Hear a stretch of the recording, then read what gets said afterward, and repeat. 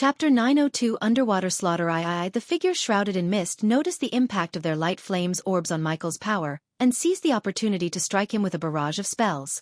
The first one was a beam of concentrated light that shot toward Michael like a bolt of lightning. As it hit the responsive shield around him, the beam dispersed into a shower of glowing particles that fizzled out harmlessly. Next, one of the immortals cast a spell that conjured up a whirlpool of swirling water around Michael. The current became stronger, but Michael remained unfazed, his dark swords cutting through the water with ease. Another figure raised his hand and summoned a cluster of sharp icicles, which hurtled toward Michael at a frightening speed. Michael twirled the dark swords in his hands, cutting through the icicles before they could reach him, sending shards of ice scattering around him. A fourth figure shot a stream of pressurized water toward Michael, hoping to disorient him, but it merely brushed past him without any effect. The rest of them did not cast any spells but summoned glowing swords and dashed at Michael to cut him in pieces. Their movements were swift and fluid, as they effortlessly sliced through the water with their weapons.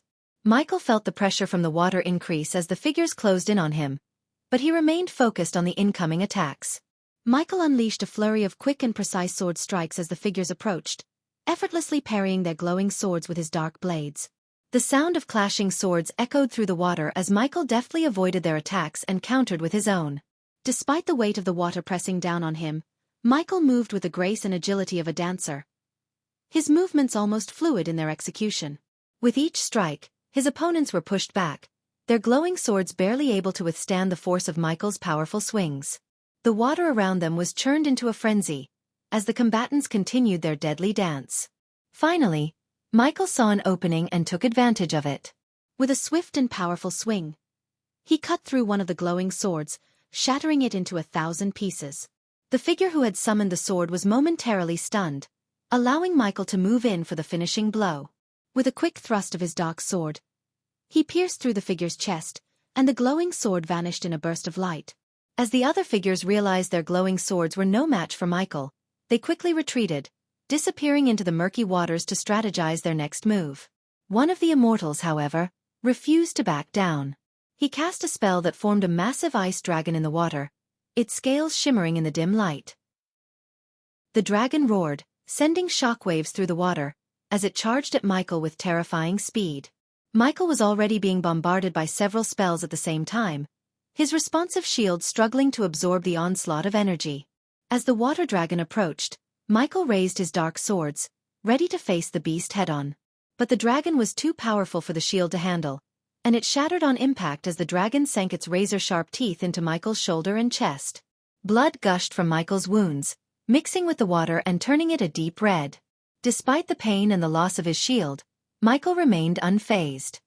He swung his dark swords with precision, cutting through the dragon's scales with ease.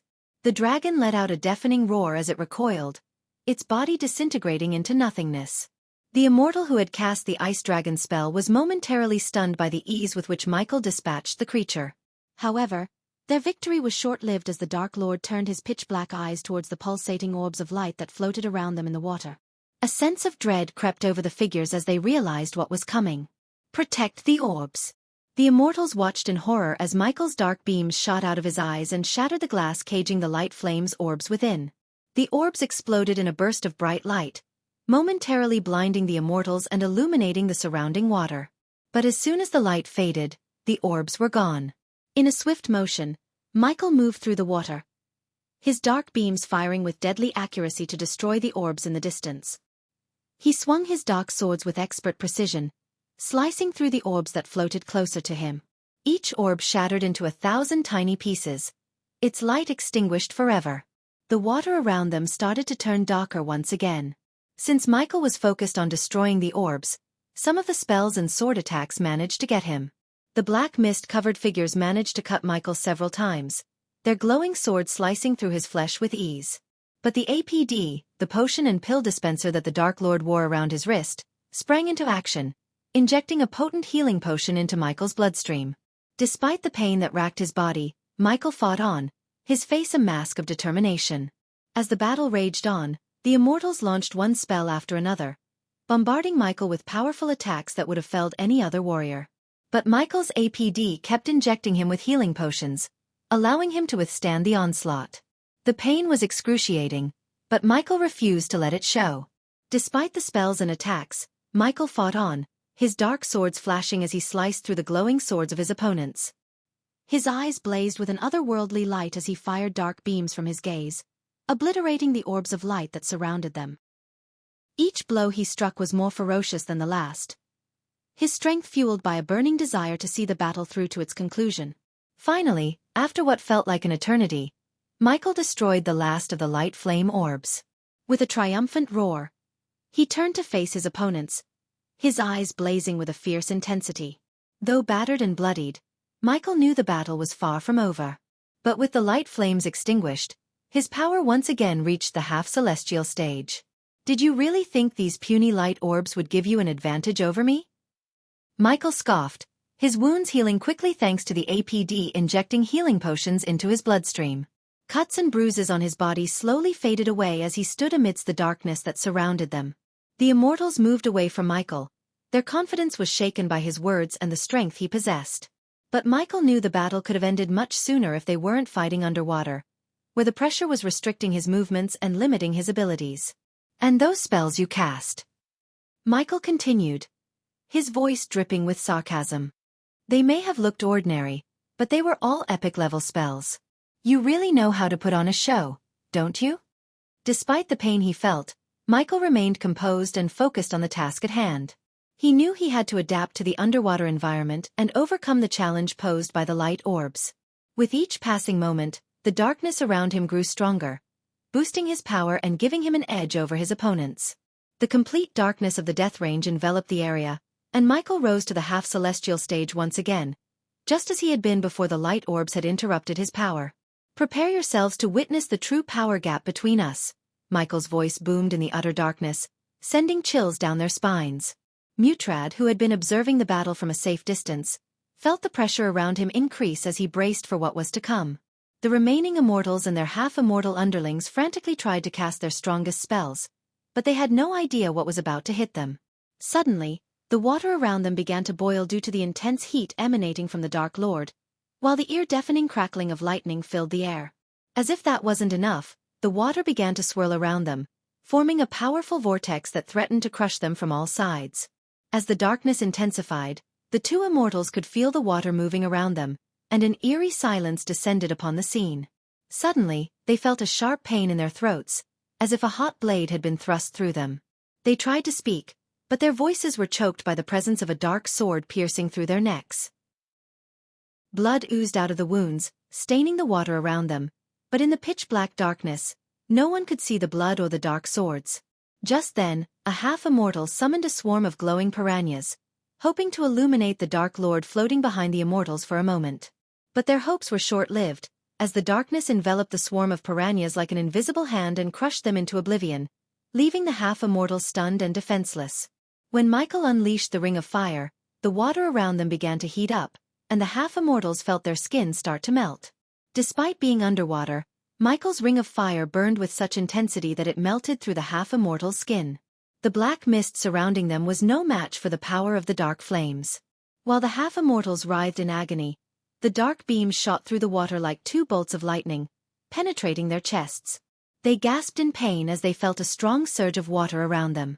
Before they could even begin to defend themselves, they felt a sharp pain in their necks as Michael delivered the final blow. The water around them churned violently as the half-immortals' lifeless bodies sank to the ocean floor. Michael, now the victor of the underwater battle, let out a triumphant laugh as the darkness began to recede. As the darkness faded away, Mutrad's eyes widened in shock as he saw the Dark Lord floating in the water, his body unscathed despite the intense battle that had just taken place.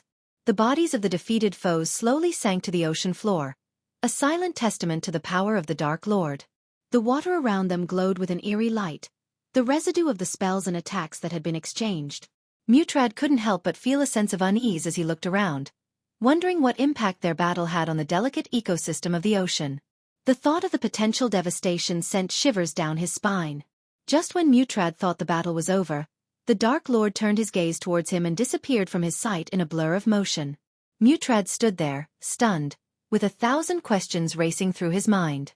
A few moments later, the Dark Lord reappeared at the spot where he had slain the immortals and half-immortals, an earthen struggling and squirming in his hand. Despite its feeble attempts to escape, the Dark Lord tightened his grip around the Earthen's neck, raising it up as his menacing eyes glinted in the dim light. Mutrad could feel the intensity of the Dark Lord's rage and power emanating from him, and he couldn't help but feel a sense of fear and awe in his presence. Mutrad noticed the glowing icy blue crystal in the Earthen's hand as he approached. The Dark Lord's gaze also fell upon the crystal, and he swiftly snatched it away from the creature's grasp. The crystal shimmered in his palm as he infused it with a sliver of energy, bringing the recorded battle to life. Watching the playback of the intense underwater battle, Mutrad felt a sense of awe at the power that was displayed. The crystal captured every moment of the battle in vivid detail, from the clash of spells to the fierce sword fights. It was as if they were reliving the battle in real time, only with a clearer view of the action. Intriguing. Now, who hired you? The Dark Lord questioned with a chilling tone. Chapter 903 New Plague called the Red Bliss. 5 days later, Alicia stood in a grand hall, the walls adorned with intricate tapestries and golden chandeliers illuminating the space. In the center of the room, a round table sat, surrounded by a menagerie of individuals. A towering figure with fur and a lion-like head sat at the head of the table, his piercing eyes surveying the room. An elven woman with cascading blonde hair sat across from him, her features sharp and ethereal. In the center of the table, a delicately carved glass bottle stood, its glistening red contents catching the light and casting an otherworldly glow over the faces of those gathered. The atmosphere in the room was charged with anticipation, and Alicia could feel the weight of the room's purpose settling on her shoulders. Her words finally broke the tense silence in the room. "Gentlemen," Alicia began, her tone serious and commanding, "I bring to your attention the new highly addictive brew that has been flooding the markets in Elon and Azair. It was first introduced to patrons in various taverns for free, but now it's being sold for a minimum of 4,000 coins, which is 4 times the price of dwarven ale. This brew is no ordinary drink, and we need to take action before it spreads like a plague throughout the realm. As much as I am shocked by the horrendous price," the lion-headed man snickered, "I can't help but think, why do we bother ourselves with what the nobles drink? If they want to drink this, they can. It's their choice. We, guardians, certainly have better things to worry about than some drink." Alicia couldn't help but feel a tinge of annoyance at his dismissive attitude towards the addictive brew that was causing chaos in Elon and Azair. But her focus quickly shifted to the new Alpha Guardian of the Hunter Guardians, Elara Valrin, as she listened intently to the discussion. The Valrin family was no stranger to the position of Alpha Guardian, as Elara's predecessor, Tenulia Valrin, had held the title before her untimely demise at the hands of the Dark Lord. After the brutal massacre of the Hunter Guardians and the devastating crash of Tenulia's warship into the guild headquarters, no one was willing to take up the mantle of Alpha Guardian. But to everyone's surprise, Elara stepped forward, ready to lead the charge against the Dark Lord and his minions. Unlike her predecessor, Elara was cunning, patient, and breathtakingly beautiful.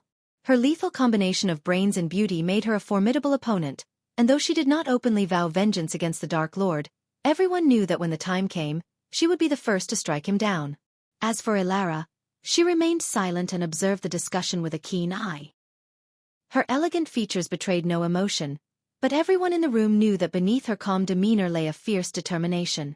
Elara was a Valrin after all, and the blood of the great warrior family ran strong in her veins.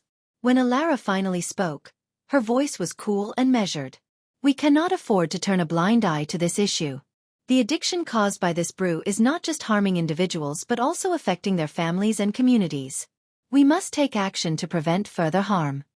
As the discussion continued, it became clear that Elara's words held weight. Her leadership and strategic thinking had already earned her the respect of many, and it was no surprise that she had risen to the position of Alpha Guardian. Alicia nodded in agreement with Elara's words, and it seemed that many others in the room shared her sentiment. Even the lion-headed man seemed to be reconsidering his dismissive attitude toward the issue. "My team has informed me that some nobles are willing to pay up to 10,000 for a single bottle of this so-called Red Bliss," Alicia said, her voice ringing out clearly in the hall. "And within just a week of its appearance, many young nobles have become addicted to it. They're neglecting their studies and cultivation, instead frantically scouring the kingdoms for a bottle and drinking it all day long." A murmur of concern rippled through the room as the gravity of the situation became clear. "This is a threat not just to individuals but to entire communities," Elara spoke up, her voice firm and resolute. "If we do not take action to prevent the spread of this addiction, it will only continue to grow and cause more harm." Alicia nodded in agreement, her eyes scanning the room once more. Many sects have been discussing putting a ban on the bottle, but we must act quickly and decisively if we hope to curb the addiction before it's too late. The guardians exchanged worried glances, the weight of the situation heavy on their shoulders. But as always, they remained steadfast in their duty to protect and serve. Alicia stood tall in the center of the brightly lit hall, her eyes piercing through the crowd of council members gathered around the round table. She took a deep breath before speaking, her voice commanding attention. As I investigated the source of this new brew, I discovered that the official distributor of the highly addictive Red Bliss is none other than the Phoenix Manor, she said, her words ringing out with a sharp edge. The council members exchanged worried glances and murmurs began to spread throughout the room. Alicia's information was not to be taken lightly. But there's more, Alicia continued, a hint of satisfaction creeping into her tone. The Phoenix Manor began distributing these bottles only after the disappearance of Lord Julius. The room fell silent, and all eyes turned to Alicia in anticipation of what she would reveal next. She savored the moment before continuing, her words calculated for maximum impact. One of my informants inside the Phoenix Manor informed me that Lord Julius was approached by the Dark Lord's minion. It's rumored that Julius ordered the man to be hanged, and 3 days later, he disappeared without a trace. The room fell silent as everyone processed Alicia's words. It was clear that she was leading them toward an uncomfortable truth. Now, why would they do that? Alicia continued. If Lord Julius had no problems with the Dark Lord? The lion-headed man scowled, his voice laced with anger. Are you saying that the Dark Lord is behind Lord Julius' disappearance? Alicia's eyes narrowed as she leaned forward. I may not have concrete evidence, but it's highly likely that the Dark Lord had a hand in Lord Julius' disappearance. Consider the facts. Lord Julius refused to accept the Dark Lord's offer, and within 3 days, he vanished without a trace. And then, a cunning fox by the name of Zod took his place as the distributor of Red Bliss. It seems far too coincidental to me. The Dark Lord always has his fingers in every pie, and I wouldn't be surprised if he orchestrated this whole thing to start the distribution of the Red Bliss. She crossed her arms and said. Ilara's voice rang out clear and steady. Think you may be onto something, Alicia. It's no secret that the Dark Lord values his coins above all else. And after the Supreme Guardian shut down the Majestic and Hades, his 2 biggest sources of revenue, it's likely that he would look for new ways to fill his coffers. Alicia nodded in agreement. Exactly. And what better way to do so than by addicting the nobles to a highly profitable substance? Ilara paused for a moment, her piercing gaze sweeping across the room. As for Lord Julius' disappearance, I believe it is no coincidence that it occurred just as the distribution of the Red Bliss began. The Dark Lord is known for his ruthless tactics, and he would not hesitate to eliminate anyone who stood in his way. A murmur of agreement rippled through the room, and Ilara continued. Furthermore, we must not forget that the Dark Lord has always been drawn to coins and wealth. It is not beyond the realm of possibility that he saw an opportunity to profit from addiction. The weight of Ilara's words hung heavy in the air, and the room fell into contemplative silence as the gravity of the situation settled in. An end to this Red Bliss. We need real evidence. Until then, we might have to push for unofficial bans 00:17 among the sections. But even to do that, we need to have casualties. Alicia sighed deeply. The room fell into a momentary silence before the lion-headed Alpha Guardian spoke up again. If this is true, then the Dark Lord has truly sunk to new depths, he growled, his tone filled with anger and disgust. Ilara nodded in agreement. Indeed. But we cannot act without concrete proof, she said, her voice calm and measured. All eyes turned to Alicia, who seemed to be the most knowledgeable about the situation. She cleared her throat and spoke up. The merchants involved in the distribution are unlikely to admit working for the Dark Lord, but we do know that the Red Bliss is produced somewhere in the southern continent and brought to Elon and Azair through cargo ships. The lion-headed man rolled his eyes. Isn't that convenient? It's no secret who controls most of the southern continent. The Dark Lord is likely working on subduing the rest somehow, taking advantage of our weakened presence there. Ilara furrowed her brow in thought. Gathering real proof about the Red Bliss in the southern continent won't be easy, she said, but we must try. Until then, perhaps banning the Red Bliss throughout Elon and Azair like we did with the Majestic and Hades is the best course of action. We cannot, Alicia said firmly, shaking her head. As much as I would like to put a stop to everything the Dark Lord does, we have no concrete proof. The rules and laws prevent us from meddling in the affairs of the merchant guilds. If we want to put an end to this Red Bliss, We need real evidence. Until then, we might have to push for unofficial bans among the sections. But even to do that, we need to have casualties. Alicia sighed deeply, her expression troubled. Ilara's brow furrowed in concern. Casualties. Alicia nodded grimly. Yes. We need to show the severity of the situation to the people. The addiction caused by this brew is not just harming individuals but also affecting their families and communities. We need to gather evidence of the harm it's causing, even if it means some must suffer. The lion-headed Alpha Guardian snarled in anger. This is unacceptable. We can't wait around for casualties to happen before we can act. There must be another way. Ilara placed a calming hand on the Alpha Guardian's shoulder. I understand your anger, but we must act within the confines of the law. We need to gather more information and find a way to stop this distribution without causing unnecessary harm. The room fell into a tense silence as they all contemplated the gravity of the situation. The Dark Lord's insidious plans were spreading like a disease, and they needed to find a way to cut it off at the source before it consumed them all. What about the Sunrise Sect? The lion-headed Alpha Guardian of the Beast Guardians asked, his voice seething with anger. That fucker has a special connection with them. Are the disciples in the Sunrise Sect getting addicted to the Red Bliss? I'm sure they wouldn't even sell this thing in Bradford. Alicia took a deep breath and spoke. Believe it or not, some taverns are selling the Red Bliss. But fortunately, the Sunrise Sect has a law in place preventing their disciples from drinking any type of booze. This rule was enforced after seeing their one-star disciple, Ghost, who abstained from drinking. The law has been in place long before the Red Bliss came into existence. Ilara nodded her head in agreement. That makes sense. The Sunrise Sect has always been strict with their rules and discipline. The lion-headed man's eyes narrowed with anger.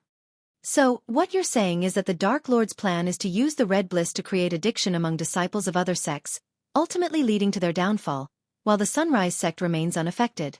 Alicia nodded grimly. That seems to be one of the outcomes. Ilara spoke up, her voice calm and measured. We cannot allow this to happen. We must find a way to stop the distribution of the Red Bliss before it causes irreparable damage to the other sections. The lion-headed man let out a low growl. Agreed. We need to take action and fast. We cannot let the Dark Lord win this battle. Alicia nodded in agreement. Like I said, we need to gather concrete evidence against the Phoenix Manor and their involvement with the Dark Lord. We cannot act without proof, or we risk starting a war. Ilara spoke up again. We need to be careful and strategic in our approach. Let us gather information and evidence, and only then can we move forward with a plan to stop the distribution of the Red Bliss. Chapter 904 New Income and the two armor pieces. The sky was engulfed in a tempestuous maelstrom of black clouds, illuminated by a frenzied barrage of lightning strikes.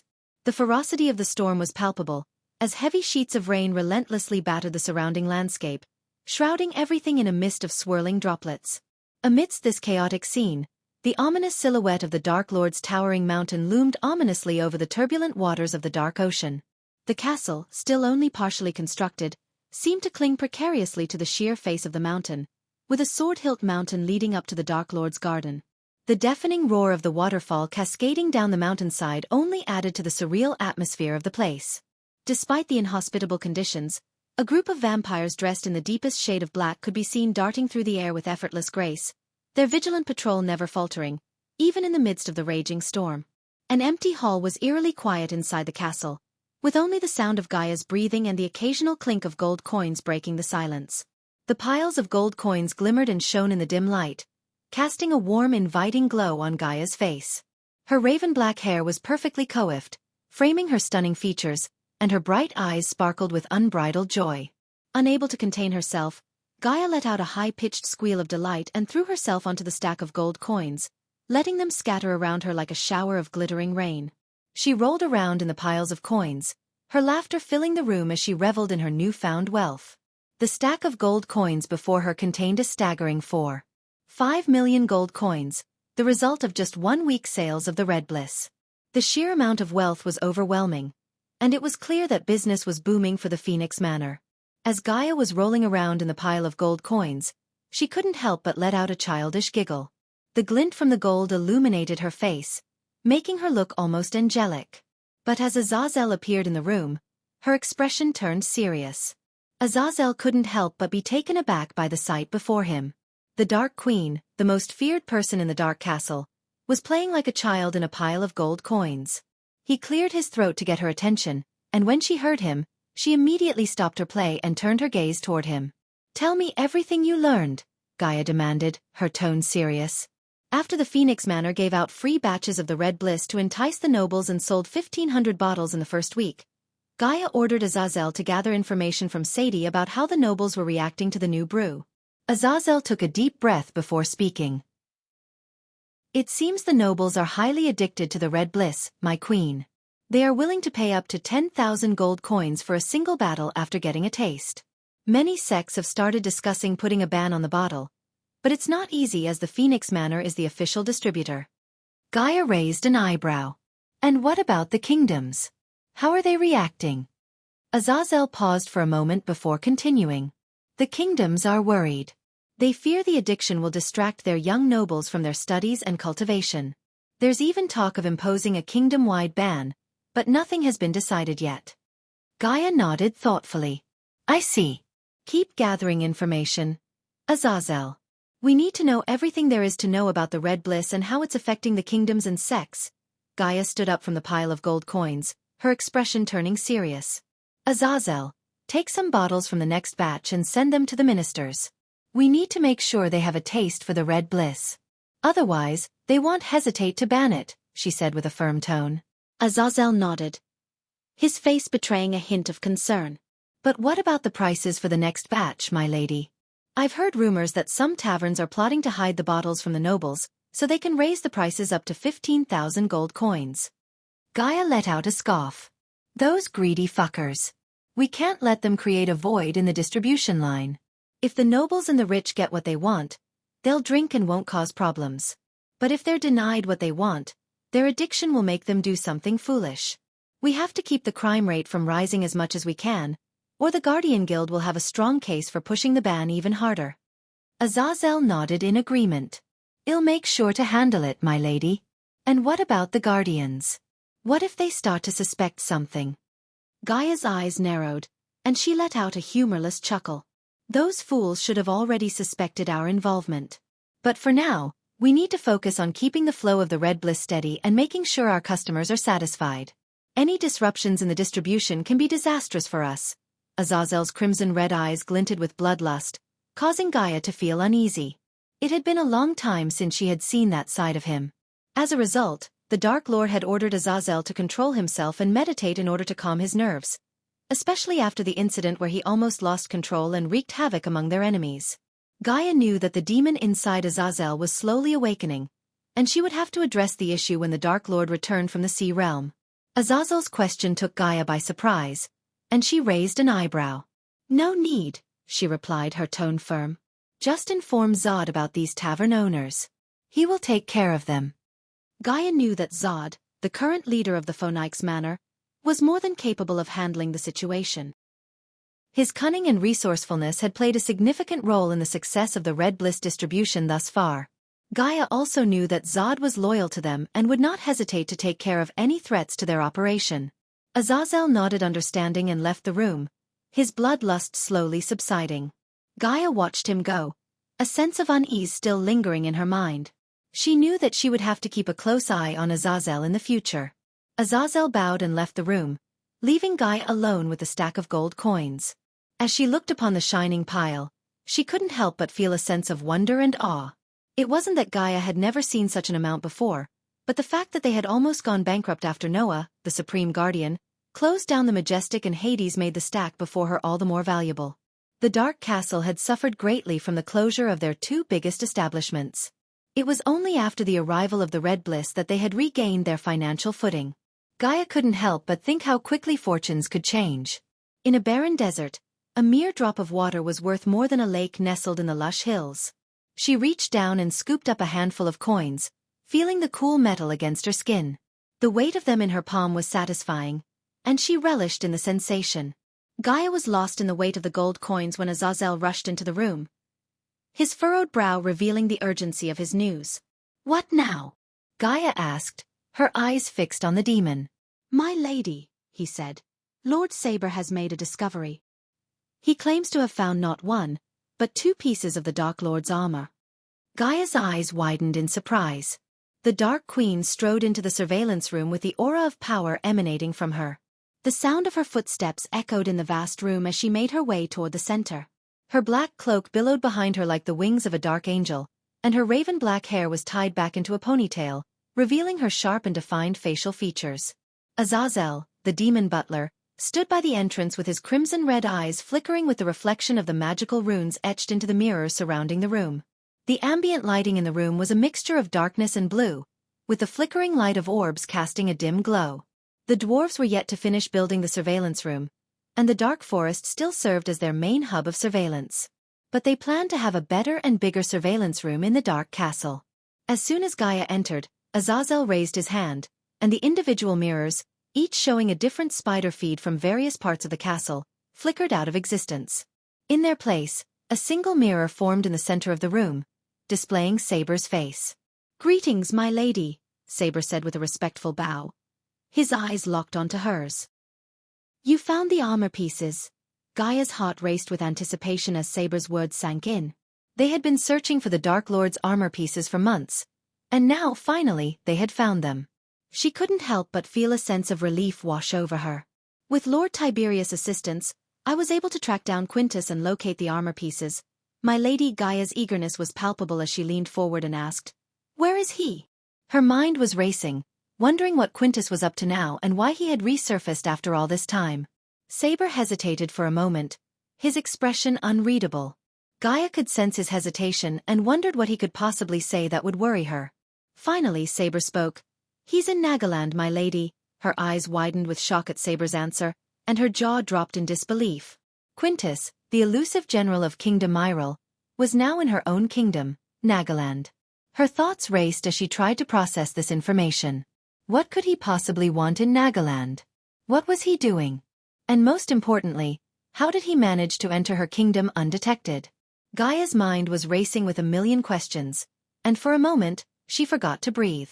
The silence in the room was palpable, broken only by the soft hum of magical energy that powered the surveillance room. Saber's solemn expression and the weight of his words only added to the drama of the moment. Finally, Gaia found her voice. "Quintus is in Nagaland?" she repeated, her voice barely above a whisper. "What is he doing there?" "Preparing for war, my lady." Gaia felt a chill run down her spine as Saber's words sank in. Preparing for war? In Nagaland? She couldn't believe it. "What makes you think that?" she asked, her voice barely above a whisper. Saber's eyes narrowed, and his face turned grim. "My sources in Nagaland have informed me that Quintus has been gathering a massive army, my lady. It seems like he has made some alliances with some powerful people. He is planning something big, and we need to act fast to stop him." Gaia's mind was racing. How did Quintus even manage to enter Nagaland? Who was helping him there? And how was he able to gather such a massive army? And how did he even get there? Who is helping him in Nagaland? She asked, her tone laced with a hint of anger and frustration. Saber sighed deeply, his face etched with worry. "I don't have all the details, my lady. But my sources suggest that he has some powerful allies in Nagaland who are helping him. They are probably supplying him with resources and soldiers." Saber stood before Gaia, his expression intense and unwavering. "What are your orders, my lady?" he asked, waiting for her decision.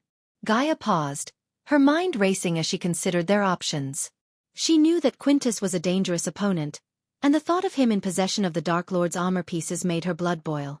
After a moment, she spoke, her voice low and steady. "Find out where he's hiding the armor pieces," she said. "And once you're certain of their location, take Quintus down." Saber nodded, his eyes gleaming with fierce determination. "As you command, my lady," he said before turning to leave his room. Chapter 905 Blood of the Great Ape King Edros Noah gazed up at the stormy sky, which rumbled with deafening thunder. The dark clouds loomed overhead as if they were closing in on him, suffocating him with their weight. The eerie mist only added to the place's ominous atmosphere, making it difficult to see more than a few feet ahead. The blood array pulsated with a crimson glow as if it was alive and aware of Noah's presence. The treacherous ocean looked just as dangerous and foreboding as the last time he visited. The sky was shrouded in dark clouds that rumbled with thunderous force, and lightning crackled through the air, illuminating the eerie mist in violet flashes. Noah knew that the area was infamous for its powerful and strange mist, which could suppress all senses and even create illusions. He had to be extra careful in this place, where danger lurked at every turn. Despite the danger, Noah steeled himself and took a deep breath, ready to face whatever challenges lay ahead. He knew he had to help Norvin reach his full potential and couldn't let anything stand in his way. As they journeyed through the barren land, Noah couldn't shake off the feeling of being watched. Andreas materialized out of nowhere as if summoned by Noah's mere presence. He appeared in an ethereal form, his white robes billowing in the wind as he led the way through the barren land. His long white hair flowed freely behind him, creating an almost ghostly effect. Despite his ethereal form, Andreas' eyes shone with deep wisdom and intelligence, radiating a sense of calm and reassurance to Noah. Suddenly, Andreas, who had been silent for most of the journey, spoke up. "Be on your guard, Noah. We are drawing close to Idros' blood. The power emanating from it is immense," said Andreas, his voice low and serious. Noah nodded, his heart pounding with anticipation and fear. He knew that the Ape King's blood was no ordinary substance and that absorbing it came with great risks. While they trudged through the eerie mist, the sound of thunder grew louder and more frequent. The sky rumbled with such intensity that it felt like the world itself was shaking. Andreas looked up at the sky, a frown marring his features. "We need to hurry. The storm is growing stronger, and it won't be long before it becomes too dangerous to continue." Noah gritted his teeth and quickened his pace, his eyes fixed on the pulsating crimson glow of the blood array in the distance. He knew that he had to reach it before the storm unleashed its full fury. As Noah and Andreas approached the blood array, the air grew thick with the essence of ancient power. Noah could feel his heart racing with excitement and anticipation as he approached the source of the legendary Ape King's power. Standing before the array, Noah could almost sense the ghostly presence of Edros, the mighty beast king who had once ruled over the beast clan with an iron fist. His power and legacy were still alive, and the fact that Norvin was his descendant only served to add to the sense of awe and reverence that Noah felt. Noah was taken aback upon discovering that Norvin was a descendant of Edros, the great ape king. He had heard many legends about Edros and his mighty rule over the beast clan, but he never expected to meet his descendant. A sense of awe and wonder washed over him as he realized the importance of his mission to help Norvin unlock his true potential. He couldn't believe he was standing in front of the blood array, a place where Idros' power still lingered and where Norvin would absorb his ancestors' blood to become stronger. Noah's heart raced with anticipation as he wondered what kind of beast Norvin would become. Taking a deep breath, Andreas stepped forward and began to chant the incantation that would activate the blood array. Noah watched in amazement as the runes that were invisible to him suddenly began to glow with a fierce red light, illuminating the area with an intense energy that was both awe-inspiring and terrifying. As the power emanating from the array grew stronger, Noah had to shield his eyes from the blinding light. He could feel the heat emanating from the blood drop, and he knew that Norvin was about to undergo a powerful transformation that would unlock his full potential. Despite the intensity of the moment, Noah felt a sense of calm wash over him as he watched Andreas work his magic. He knew that they were on the brink of something truly amazing, and he could feel his heart racing with excitement at the thought of what was to come. When Noah turned to survey his surroundings, he felt a sudden presence next to him. It was Norvin, but something was wrong. Norvin's eyes were closed, and he was unresponsive. Noah's heart sank as he saw Norvin in a state of coma. He felt a wave of sadness and helplessness wash over him as he looked at the golden Babaru lying still. But Noah was not one to give up. He knew that Norvin was a special beast, and he had a way of awakening his true potential. He carefully picked up Norvin and cradled him in his arms, feeling the weight of the unconscious Babaru against him. With determination in his heart, Noah knew that only by absorbing Idros' blood could Norvin become stronger and unlock his full potential. Noah felt the weight of the responsibility on his shoulders as he began to walk towards the drop of blood. The distance was far, but he could feel the overwhelming power radiating from the drop. The stakes were high, and Noah knew he had to be careful. After activating the array, a drop of blood appeared in the barren land far away from Noah. As Noah approached the blood drop, he could see it glimmering in the eerie mist. Despite its distance from him, he could feel its power radiating through the air. It was as if the blood drop was alive, drawing him closer to it with an irresistible force. Noah could see the blood drop reacting to Norvin's presence, slowly moving toward him. Norvin's golden fur shimmered in the violet lightning as if it was attracting the blood drop. It was a strange and mesmerizing sight, and Noah couldn't help but feel a sense of awe and wonder. As he reached the blood drop, he saw it pulsating with an intense red glow. It was a drop of blood that had been left behind by the great ape king Edros himself. Noah knew that this blood drop was the key to unlocking Norvin's true potential. Noah carefully held Norvin in his arms, shielding him from the blinding light of the blood drop. He could feel the blood drop slowly moving closer to them, drawn by Norvin's presence. It was a slow and deliberate process, as if the blood drop was carefully examining Norvin before merging with him. Andreas' voice resonated through the barren land as he said, "Place Norvin here, Noah. Let us see if the blood of Edros is enough to unlock his full potential." Noah gently laid Norvin on the gray, lifeless ground, his golden fur shimmering in the eerie mist. He looked at Norvin with a mix of concern and anticipation, knowing that absorbing his ancestors' blood was the only way to unlock Norvin's true power. As Noah stepped back, the drop of blood slowly made its way toward Norvin. It didn't merge with him immediately, but instead, it seemed to hover around him as if assessing whether Norvin was worthy of its power. Noah watched with bated breath as the blood started seeping into Norvin's body through his fur, his muscles bulging with newfound strength. Norvin's fur transformed into a radiant, shimmering golden coat, and his eyes glowed with an otherworldly light, as if he had become something more than a mere beast. Once the drop of blood was fully absorbed by Norvin, the sky above them shattered with thunder and violet lightning. Noah shielded his eyes from the blinding light, and for a split second, he saw the silhouette of a giant ape behind Norvin. It was as if the spirit of Edros himself had taken notice of Norvin's transformation. The clouds twisted and contorted into the shape of an ape's head before shifting into other forms, as if the very fabric of reality was bending to acknowledge Norvin's newfound power. Noah's jaw dropped in amazement and fear, and he took a few steps back, not daring to take his eyes off the spectacle before him. "Wow!" Noah whispered in awe. Norvin absorbed the blood as a strange sensation filled the air. The sound of clashing swords and the roars of dragons echoed all around them. Noah and Andreas looked around but saw nothing but the eerie mist and barren land. The sounds grew louder and more intense, as if they were transported to a battlefield in another realm. Noah could feel his heart pounding in his chest, unsure of what was happening.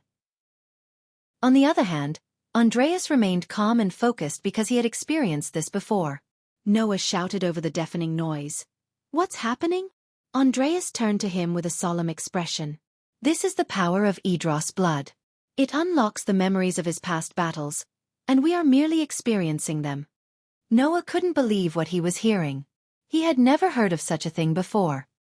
He watched in awe as the sounds of battle intensified, and the mist began to take on the shapes of soldiers and dragons. It was like they were standing in the middle of an ancient war. Noah's eyes widened in shock as he noticed shadows of dragons looming in the clouds above them, their fierce silhouettes looking all too real. The sounds of war and roars grew louder, echoing through the treacherous ocean. As he scanned the sky, Noah couldn't shake off the feeling that something was watching them, something that shouldn't be there. Suddenly, a red-scaled dragon emerged from the clouds, its wings spread wide as it opened its mouth and unleashed a deafening roar that shattered the air around them. Andreas' eyes darted around the sky, trying to locate the dragons. Noah could feel the tension in the air, his heart racing with fear and anticipation. Suddenly, another loud roar echoed through the clouds, and a shadow appeared above them. A dragon, with scales as black as night, swooped down towards them with blinding speed. Noah raised his hand, a ball of energy forming in his palm.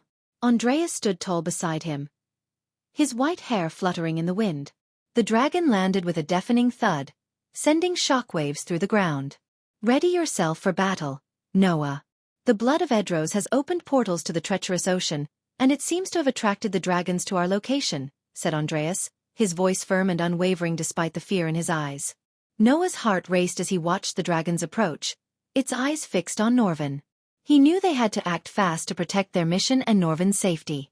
The two dragons let out a deafening roar, their fiery breath lighting up the darkened sky. Noah and Andreas stood their ground, their eyes locked on the dragons. As much as Noah liked to form a plan of attack, he simply lacked the luxury of time. At that moment, he had to face two half-immortal stage dragons. The red dragon soared through the clouds with its massive wingspan, easily dwarfing any other creature in the sky. Its scales glistened in the light, ranging from deep crimson to bright scarlet as if it was painted with the colors of fire. Its eyes blazed with an intense fury, reflecting the passion and aggression that lay within. The dragon's claws glinted in the sunlight, razor-sharp and deadly, ready to tear apart anything in its path. On the other hand, the black dragon was a stark contrast to the red. Its scales were deep obsidian, shimmering in the sunlight like onyx. Its eyes glowed with a malevolent intelligence, revealing a cunning and ruthless nature. Its wings were jagged, giving it an almost demonic appearance as it soared through the clouds. The dragon's fangs were sharp and pointed, glinting menacingly in the sunlight, hinting at the sheer power and ferocity that lay within its jaws. "Are you sure we can take them on, teacher?" Noah asked, his voice laced with doubt. "We have no other choice, my disciple. Norvin's safety and our mission depend on it," replied Andreas, his voice ringing with determination. Chapter 906. The mighty Norvin Noah faced the two dragons, their scaly bodies towering over him as they let out thunderous roars. The fiery light from their breath illuminated the darkened sky, casting an eerie glow on the barren land around them. Noah's white-hilted swords glimmered in the light, their blades sharp and deadly. The wind howled around them, carrying the scent of burnt earth and the sound of the dragon's roars. Noah's heart raced as he charged toward the dragons, his swords raised high. He could feel the power of the dragons pulsating through the air, their strength palpable. The red dragon breathed a jet of flames at him, but Noah deftly dodged the attack, his swords flashing as he struck the dragon's scaly hide. The black dragon swooped down from the sky, its sharp claws aimed at him, but Noah rolled out of the way just in time. As the two dragons continued to attack, Noah fought with all his might, his swords flashing in the air as he struck them with deadly precision. The blades hummed with power as they clashed against the dragon's scales, sending sparks flying in all directions. The fight was intense, and Noah could feel his strength waning as the dragons continued to attack. He could feel his heart pounding in his chest, his breaths coming in short gasps. But he refused to give up. With a fierce battle cry, he charged toward the dragons once more, his swords raised high, determined to protect Norvin and complete their mission. As Noah fought the two dragons with all his might, Andreas sensed more and more dragons approaching. The sound of their wings flapping grew louder and louder, drowning out the thunderous roars of the dragons he was fighting. "Noah!" Andreas called out urgently, his voice echoing through the stormy sky. Noah's heart raced as he heard his teacher's voice. He knew that the situation was getting worse by the minute. Suddenly, the two dragons that he was fighting soared toward the sky, their bellies glowing brighter and brighter. Noah knew what was coming next. The dragons were going to use their deadly dragon breath. Despite the stormy weather and heavy rain, the temperature around them rose significantly due to the sheer heat radiating from the dragons' bodies. Noah could feel the intense heat on his skin as he prepared to face the deadly attack. As the dragons unleashed their fiery breath, Noah leaped out of the way just in time. His swords flashed as he dodged the deadly attack, the rain pouring down heavily, the drops stinging his skin. Meanwhile, the sound of wings flapping grew louder, signaling the approach of more dragons. With each passing moment, the situation became more dangerous, and Noah knew he had to act fast to protect Norvin and their mission. Andreas floated towards Noah, his white robes billowing around him. "I can't keep the dragons out, but I can enclose these two within a barrier. You have to defeat them," he said, his voice urgent. Noah's heart raced as he faced the dragons once more. He knew that this was their only chance to protect Norvin and complete their mission. "Don't worry about me. Just form the barrier and keep Norvin safe," he shouted back to Andreas. Andreas nodded, his ethereal form shimmering as he concentrated on the spell. Noah fought with all his might, his swords flashing in the air as he struck the dragons with deadly precision. Noah watched in awe when the golden energy shot out of Andreas and formed the dome around them. He knew Andreas was powerful, but he had never seen him use such incredible energy. The two dragons, now trapped within the barrier, turned their attention towards Noah and Andreas, their eyes burning with fury. They flew straight toward Noah with their claws outstretched, ready to strike. Noah raised his swords, ready to defend himself, but the sheer force of the dragon's attack sent him flying backward. The flames shot out like a torrent, and Noah leaped out of the way, narrowly avoiding the blast. But when the stream of fire hit the ground, it exploded like a bomb, sending shockwaves through the air. Noah felt the impact as he was flung into the barrier, his body crashing into the dome with a sickening thud. Noah struggled to get back up as he clutched his chest, his robes soaked with rain and blood. His hair was matted to his forehead, and his face was twisted in pain and determination. He refused to give up despite the pain and the odds stacked against him. His eyes shone with fierce determination, ready to face the dragons once more. The dragons took advantage of his weakened state and charged toward him with their claws and teeth bared. Noah swung his swords, but the dragons were too quick. One of them clawed at him, leaving deep gashes on his chest. Another tried to bite him, but Noah managed to dodge at the last second, narrowly avoiding certain death. The rain pounded down harder, the thunder and lightning adding to the chaos of the battle. As Noah continued to fight, he could hear the sounds of other dragons trying to break through the barrier that Andreas had formed around them. Noah gritted his teeth as he fought with all his might, his swords flashing as he struck the dragons with deadly precision. But the dragons were relentless, their attacks coming at him from all sides. One dragon breathed a stream of fire at him, but Noah managed to roll out of the way just in time. Another swooped down from the sky, its claws aimed at his head, but Noah managed to block the attack with his swords. Despite his best efforts, Noah was at a disadvantage. His wounds were taking a toll on him, and he could feel his strength waning. But he refused to give up, knowing that he had to protect Norvin and their mission at all costs. As the dragons continued to attack, Noah fought back with all his might, his swords glowing with an otherworldly light. The sound of metal clashing against scales echoed through the air as the battle raged on. Despite being at the same cultivation stage as the dragons, Noah knew that their superior size, dragon breath, and impenetrable scales gave them the upper hand in the fight. As he dodged their relentless attacks, Noah realized that he needed to use his most powerful weapon, the heavenly flames. Noah took a deep breath, centering himself as he focused his energy on summoning the heavenly flames. He felt the intense heat building within him, coursing through his veins and igniting his palms with a bright blue light. As the rain continued to pour down, the flames danced and flickered, casting shadows across the battlefield.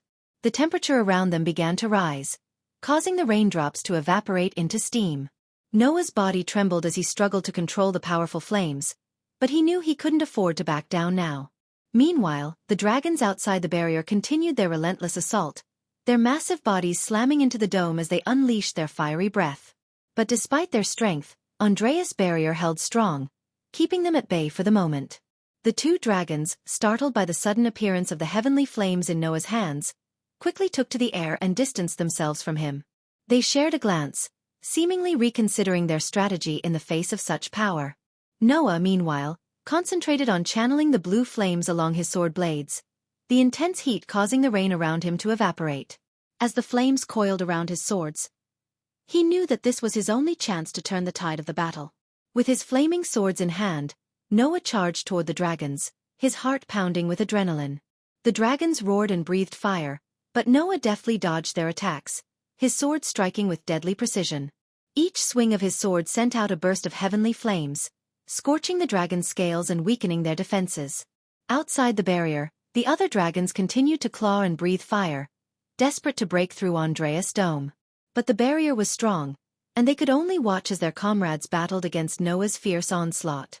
The battle was intense, with each side unleashing their most powerful attacks. But Noah refused to back down, his determination fueling his every move. With a fierce battle cry, he charged toward the dragons once more, his flaming swords raised high. The dragons towered over Noah, their massive bodies a stark contrast to his smaller frame. But despite their size, Noah moved with a speed and agility that the dragons couldn't match. He closed in on them, his flaming sword in hand, determined to prevent them from using their deadly dragon breath.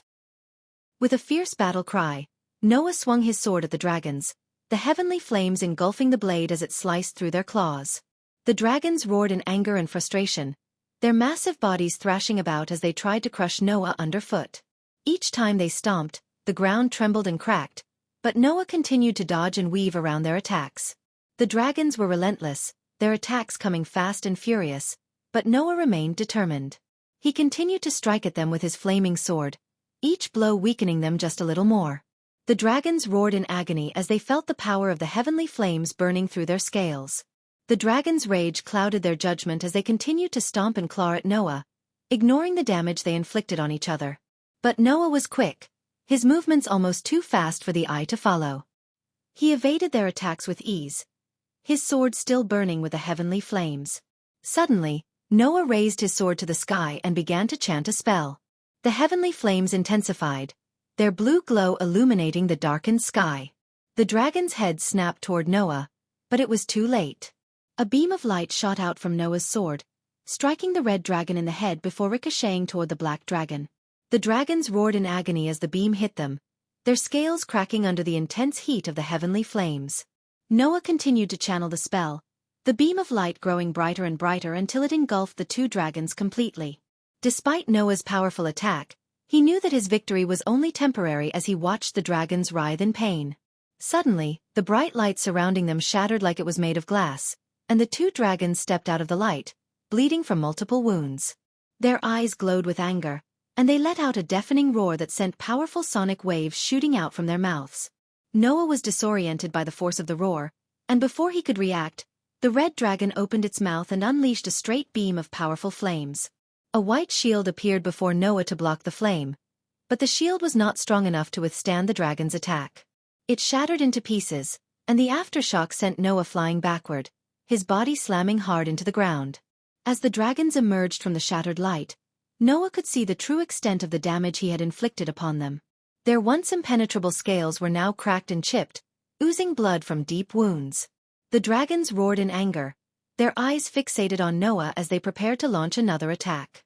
But before Noah could even take a step forward, the black dragon dashed towards him with incredible speed, its massive frame blocking out the sky above. The dragon stood over Noah, pinning his hands to the ground with its weight and preventing him from reaching his swords. Noah and the dragon locked eyes, a silent battle of wills playing out between them. Noah knew he had to unleash his full power if he wanted to defeat the dragon. He had held back until now, conserving his energy for the final blow. But the situation demanded he go all out. The dragon raised its head, and its belly began to glow with an ominous light. Noah's eyes widened as he watched the glow grow brighter, realizing the dragon was about to unleash its deadly breath attack. Just as the dragon was about to release its fiery assault, a sudden roar echoed through the air. The dragon quickly shut its mouth and looked up, distracted by the source of the noise. In a blink of an eye, a massive boulder flew out of nowhere and slammed into the dragon's head with incredible force. The dragon was sent flying through the air, crashing into the ground with a deafening thud. Noah's eyes widened in shock as he raised his head, taking in the sight before him. His gaze was met by the towering figure of Norvan, the mighty giant ape, whose immense frame loomed over him, reaching almost 70 feet tall. The fur on Norvan's body was a striking blend of brown and golden hues, reflecting the sunlight in a dazzling display of shimmering colors. It was a fur that was both soft to the touch and strong enough to withstand the toughest of challenges. Norvan's massive arms were longer than most trees, and each muscle rippled with incredible power and grace. With each step he took, the ground shook beneath his feet, and Noah could feel the sheer force of Norvan's presence radiating like a wave around him. It was as if Norvan was an unstoppable force of nature, an embodiment of raw strength and authority. As Noah's gaze locked with Norvan's, he couldn't help but feel a sense of awe and wonder. Norvan's piercing gaze was intelligent and wise, showing a level of understanding that went beyond the mere instinct of a wild animal. Every movement he made was calculated and deliberate, as if he was always thinking ahead and strategizing his next move. With a mighty roar, Norvan sprang into action. In a blur of movement, he closed the distance between himself and the red dragon, his powerful muscles propelling him forward with astonishing speed. Before the dragon could react, Norvan had already grabbed hold of its wings, his massive hands closing around the dragon's scaly skin with a vice-like grip. With a guttural growl, Norvan lifted the dragon off the ground and hurled it through the air, the beast's body hurtling towards the earth like a falling star. The red dragon crashed into the ground with a deafening thud, sending a shockwave rippling through the earth. For a moment, the dragon lay there, stunned and motionless. But Norvan was not finished yet. With a savage roar, he charged towards the fallen beast, his powerful arms swinging like a pair of wrecking balls. As he reached the dragon, Norvan grabbed hold of its wings once more, and with a tremendous burst of strength, lifted the beast up high into the air. With a grunt of effort, Norvan slammed the dragon down onto the ground again and again, each impact sending tremors through the earth. Finally, Norvan released the dragon, letting it fall to the ground with a final crash. The red dragon lay there, battered and broken, unable to stand or fight. Norvin stood over the fallen beast, his chest heaving with exertion, his golden fur gleaming in the sunlight. Then, Norvin let out a deafening roar that echoed throughout the jungle. He beat his chest with both fists, each thump resonating through the air like a thunderclap. As he stood towering over the fallen dragon, his chest heaving with exertion, he radiated an aura of unbridled power and dominance. It was a primal display, a show of strength and ferocity that left no doubt in anyone's mind who was in charge. Chapter 907 Norvin vs. Nightmare Eye. After almost beating the red dragon to death, Norvin turned his massive gaze toward Noah. The ape's towering form, almost 70 feet tall, made Noah seem insignificant on the ground. Yet, Norvin threw a reassuring smile at Noah before turning his attention back to the black dragon. But the black dragon was not intimidated by Norvin's size or strength. It roared in a fury, unleashing a powerful strike that clawed deep into Norvin's chest. Blood spurted out from the wound, but Norvin stood his ground, unfazed by the attack. The ape and dragon faced each other, their eyes locked in a deadly stare down. They roared at each other with deafening force, their echoes resonating across the treacherous ocean. It was a fierce battle of strength and will, and neither of them could overpower the other. As the battle raged on, Norvin began to beat his chest with increasing force, asserting his dominance over the black dragon. His roars grew louder and more powerful as if to challenge the dragon to try and take him down. The dragon lunged forward with a mighty roar, but Norvin stood firm, his massive arms raised in a show of strength and defiance. The battle between the ape and the dragon was at a stalemate, each one determined to emerge victorious. Their roars continued to shake the earth as they clashed with relentless fury, a testament to the unbreakable will of two powerful creatures. The sky rumbled with deafening thunder as a bolt of lightning came crashing down toward Norvin. Noah watched in horror, thinking that the lightning would strike the giant ape, but instead, the lightning bolt surrounded Norvin, enveloping him in a blinding light. The light grew brighter and brighter until it was almost impossible to look at. Then, just as suddenly as it had appeared, the light vanished, leaving Norvin standing there, more magnificent than ever before. His muscles bulged with even greater power, and his fur glimmered like gold in the sunlight. Norvin had been transformed by the lightning bolt, and his strength was beyond anything Noah had ever seen. But the lightning strikes didn't stop there. One after another, bolts of lightning hit Norvin, each one boosting his power even further. The air crackled with electricity as the lightning strikes continued, each one turning Norvin into an unstoppable force. As Noah stood back in awe, he watched as Norvin slowly ascended to the half-immortal stage, his power reaching unprecedented levels. It was a sight that left Noah speechless, and he knew that he was witnessing something truly remarkable. It was evident that Norvin's heavenly tribulation was on a whole other level compared to Noah's. With each lightning bolt that struck him, Norvin's power surged, and he glowed with otherworldly energy. He looked like a true half-immortal, radiating strength and power that shook the ground beneath him. With his newfound strength, Norvin lunged at the black dragon with lightning-fast speed, his massive frame dwarfing the beast. He grabbed the dragon's snout with one hand and bit down hard on its neck with his ferocious teeth. The dragon let out a deafening roar of agony as Norvin's teeth were stained red with its blood. With each passing moment, Norvin's grip tightened, and the dragon's struggles grew weaker. Noah watched in awe from a safe distance, his heart pounding with excitement and fear. He had never seen anything like this before, and he knew that Norvin was far beyond anything he had ever faced. The ground trembled underfoot as Norvin and the black dragon continued their fierce battle, their roars echoing throughout the island. Noah stood frozen in awe as he watched the colossal beasts clash in an epic battle of strength and power. He had never witnessed such an intense fight before, and every passing moment seemed to escalate the tension to new heights. As Norvin sank his teeth into the dragon's neck, the air filled with the deafening roar of the wounded beast. But even as the dragon thrashed and writhed in pain, Norvin showed no sign of relenting. Instead, he seemed to grow even stronger, his muscles bulging with newfound power. But the dragon was not ready to admit defeat just yet. With a sudden burst of energy, it began to glow from within, its belly lighting up like a fiery beacon.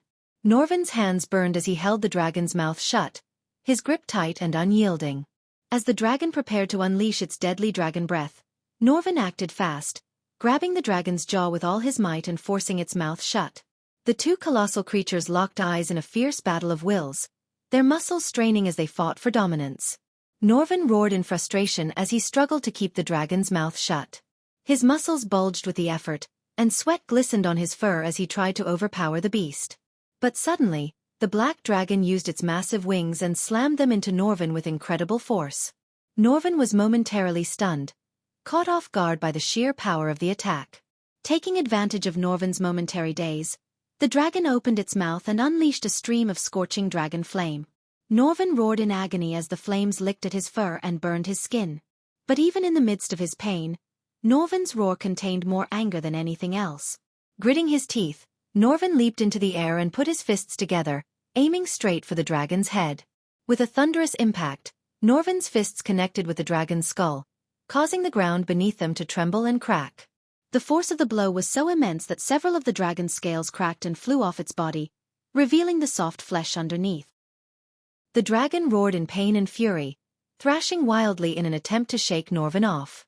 But Norvin held on tight, his grip unyielding as he continued to pummel the dragon with powerful blows. As Norvin wrapped his massive hands around the dragon's neck, the black beast thrashed and writhed, desperately trying to break free from Norvin's grip.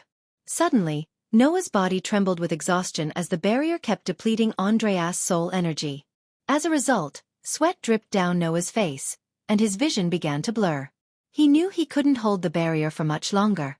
"I can't hold this much longer," Noah panted, turning to Andreas, whose ethereal figure was flickering and fading. "We need to get out of this treacherous ocean," Andreas said weakly. "More dragons will come." Noah nodded, gritting his teeth as he pushed himself to his feet. He knew he had to get Norvin's attention and bring him back to reality from his battle frenzy mode.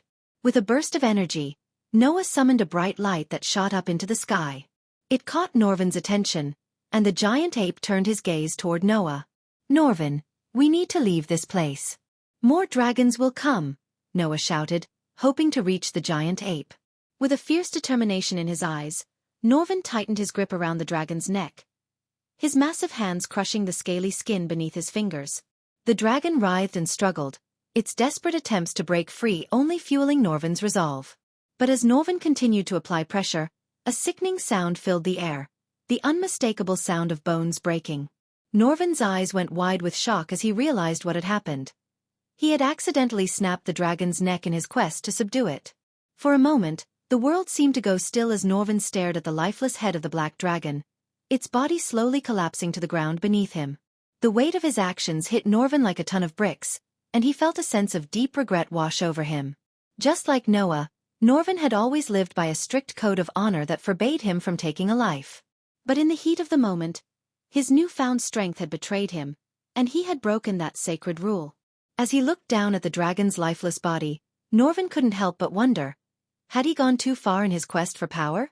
Norvin's eyes widened with shock and horror as he realized what he had done. The black dragon's lifeless head slowly fell to the ground, the sickening sound of bones breaking still echoing in his ears. He had never intended to kill, and yet his immense strength had unintentionally taken the life of the creature before him. "What have I done?" Norvin muttered, his voice laced with remorse and disbelief. He couldn't believe he had let his newfound strength get the best of him and break his own rule against killing. But before he could fully comprehend the gravity of his actions, another deafening roar shook the ground beneath him. Norvin slowly turned his gaze toward the source of the sound and saw a majestic dragon with scales as red as fire. The treacherous ocean was engulfed in a storm, with raging waves and howling winds adding to the ominous atmosphere as the red dragon flew straight toward them. The red dragon's eyes gleamed with rage as it focused its attention on the barrier that was keeping Noah and Norvin safe. The dragon's massive claws dug into the barrier, sending sparks flying and causing the barrier to flicker and shake under immense force. With a fierce determination, the dragon repeatedly headbutted the barrier, each impact creating deep cracks that grew wider and wider until the barrier finally shattered under the dragon's might. "Nightmare!" Norvin's eyes widened with shock and recognition as he gazed at the dragon before him. It was none other than Nightmare, the infamous familiar of the Dark Lord himself. Despite being smaller in size than Norvin, the red dragon exuded a terrifying aura of power and strength. Its scales were as red as the fires of hell, shimmering ominously in the stormy climate of the treacherous ocean. Its eyes gleamed with an intense rage that made Norvin crease his brows. Its razor-sharp claws dug deep into the ground, leaving deep trenches in its wake. and its wings were spread wide, making it seem as if it was ready to take flight at any moment. Norvin knew that facing Nightmare would be no easy feat, and he steeled himself for what was to come. Even with his newfound strength, he knew that defeating the Dark Lord's familiar would be an uphill battle. A feeling of deep-seated hostility and rage boiled inside Norvin as he locked eyes with Nightmare. It was as if he had encountered a lifelong foe, and the intensity of his emotions caught him off guard. Prior to absorbing Idros' blood, Norvin had never felt such an overwhelming desire for revenge. But at that moment, all he could think about was crushing the dragon before him. His muscular arms flexed as he balled his fists, his eyes blazing with an intensity that was almost primal. Norvin's fur bristled with anticipation as he let out a deafening roar, challenging Nightmare to come at him with all his might. The stormy ocean seemed to echo with his roar, amplifying the ferocity of the moment. Nightmare's eyes glinted with fury as he surveyed the scene before him. The lifeless body of the black dragon lay crumpled on the ground, and the sight only served to fuel the dragon's already boiling rage. His scales glimmered in the stormy light, and his sharp claws dug deep into the rocky terrain beneath him as he readied himself for battle. When Norvin roared, Nightmare's response was immediate. His own roar echoed through the tumultuous waters, its force shaking the very foundations of the treacherous ocean. As the two mighty creatures faced off against each other, their roars grew louder and more ferocious, each one trying to outdo the other in sheer power and intensity. The wind howled around them as they circled each other, each one waiting for the other to make the first move. Norvin's eyes burned with a newfound determination, and he could feel his muscles tensing with anticipation. Meanwhile, Nightmare's eyes blazed with an all-consuming fury, and his entire body vibrated with the desire to destroy his opponent. With a sudden lunge, the two creatures charged towards each other, their teeth bared and their claws extended. The clash of their bodies reverberated through the air, and the sound of their roars filled the entire ocean. The battle had begun, and it was clear that only one would emerge victorious. Chapter 908 Norvin vs. Nightmare. As Norvin and Nightmare lunged at each other, Noah's heart was pounding in his chest. He watched in awe as the two colossal creatures clashed with an incredible force that sent shockwaves through the treacherous ocean. With blinding speed, Nightmare darted towards Norvin and raised his front legs, delivering a crushing kick to Norvin's chest. Norvin was caught off guard and was sent flying through the air, his massive frame tumbling and crashing through the waves.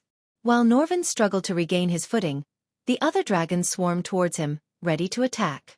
But Nightmare bellowed a deafening roar that echoed through the ocean, and the other dragons hesitated, momentarily stunned by the ferocity of his voice.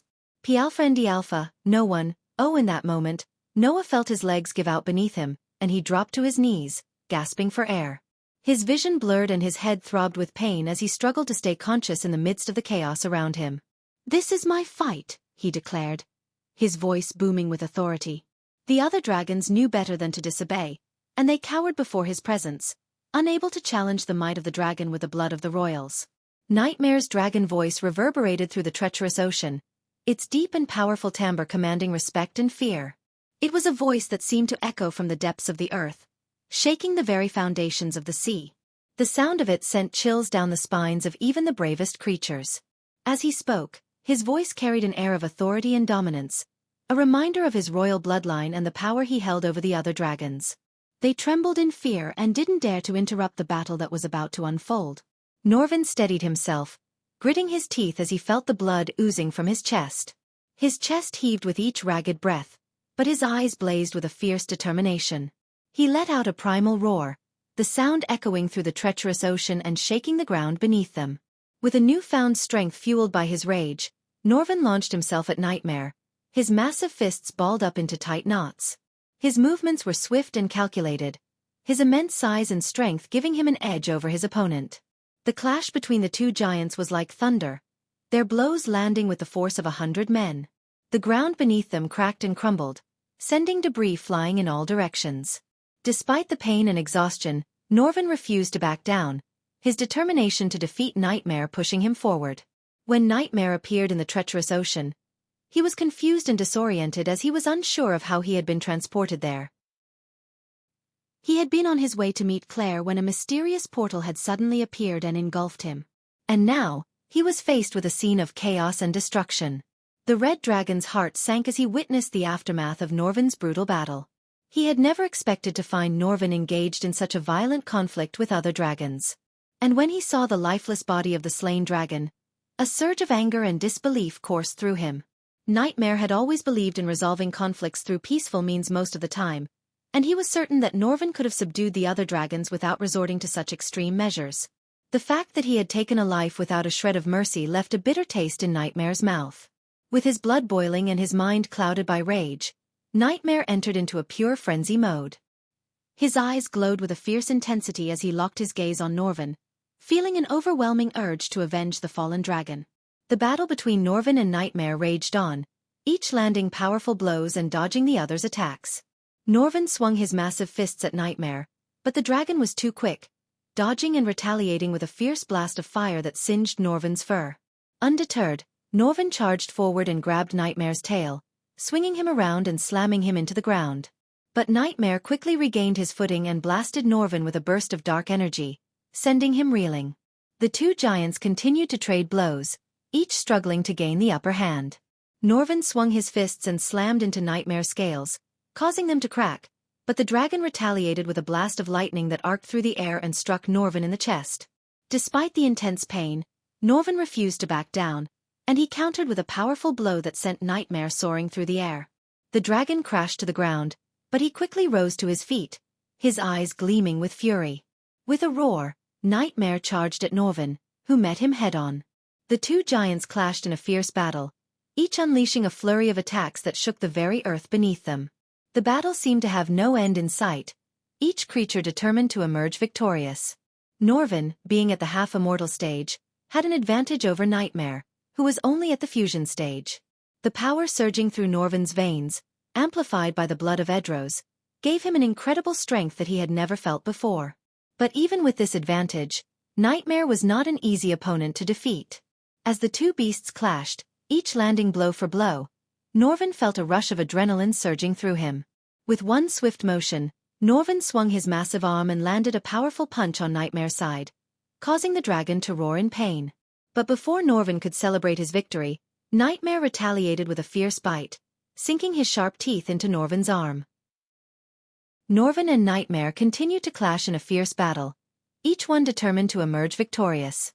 The stormy weather around them intensified, with thunderbolts crackling through the darkened sky and the howling winds adding to the chaos of the battlefield. Suddenly, Nightmare prepared to unleash a devastating combination attack. His scales shimmered in the stormy light as he opened his jaws wide and let out a blast of icy breath, sending shards of ice flying towards Norvin.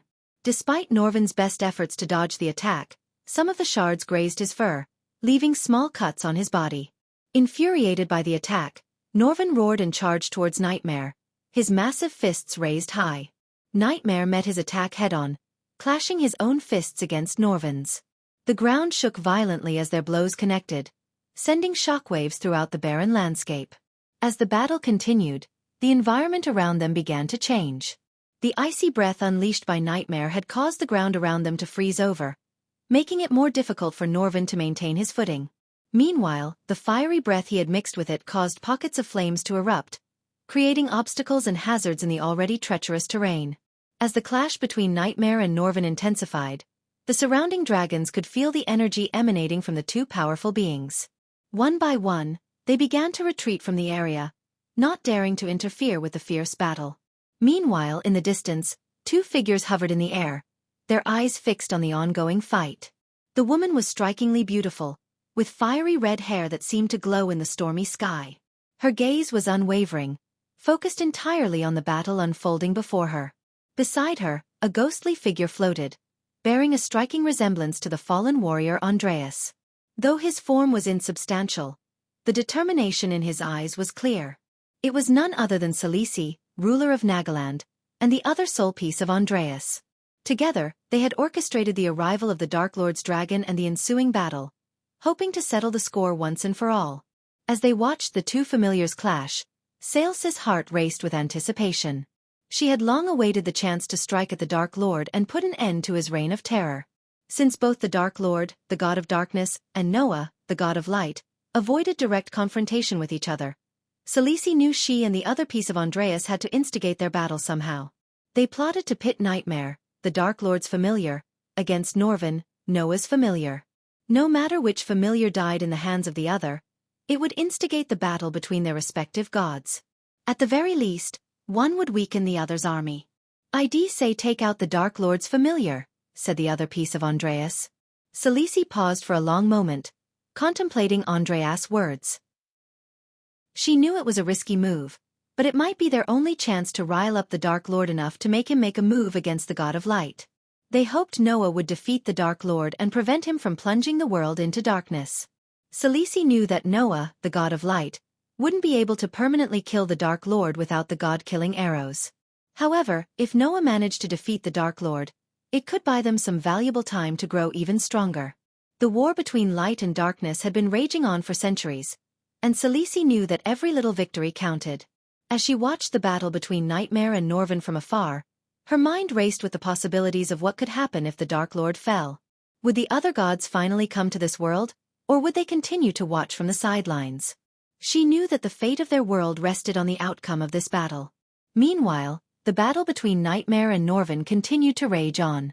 Nightmare's flight ability gave him the upper hand, allowing him to bombard Norvin with a relentless assault of fire and cold breath. Norvin struggled to keep up with Nightmare's speed and ferocity, but he refused to back down. "He is down," Andreas said, looking at Noah, who collapsed. Whenever Noah's Andreas depleted his soul energy, Noah would enter an unconscious state for some time before recovering. The other Andreas stared down at Noah's unconscious form, his soul energy depleted from the fierce battle. As Noah lay there, helpless and vulnerable, Andreas knew that this was their chance to strike.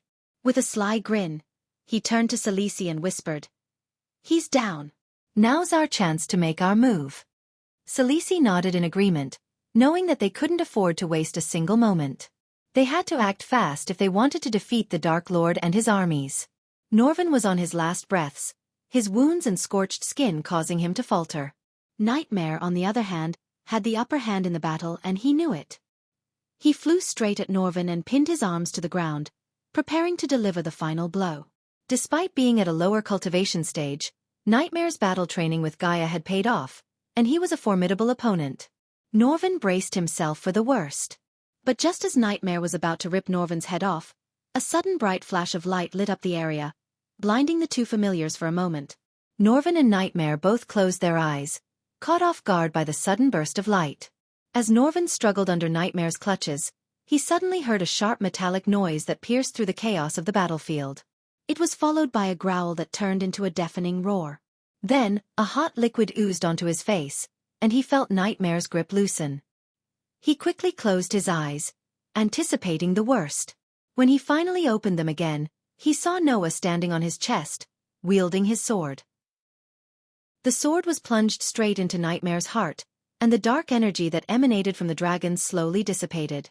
Noah's eyes were glowing brightly, and his aura seemed to have multiplied in intensity. The scene was shocking, to say the least. Norvin had never seen Noah like this before. It was as if he had tapped into an entirely different power, one that he had never shown before.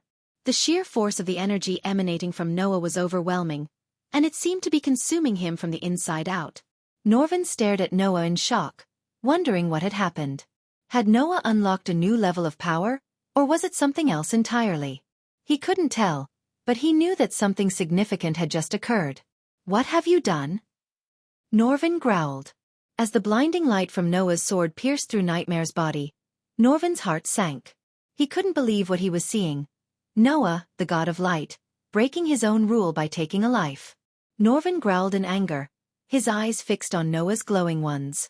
For a moment, he thought he saw a hint of madness in Noah's eyes, like he was a different person entirely. The sharp metallic sound echoed through the air as Noah withdrew the sword from Nightmare's body. Norvin watched in horror as the dragon slowly fell to the ground, writhing in pain. He was about to rush to the dragon's aid with healing potions when Nightmare vanished into thin air. Norvin blinked, trying to make sense of what had just happened. Had Noah somehow sent the dragon to another realm? Noah stood there, his eyes still glowing, his aura still burning with intensity. It was a moment that Norvin would never forget. Norvin didn't feel relieved. Instead, fear took over him as he realized the grave consequences of Noah's actions.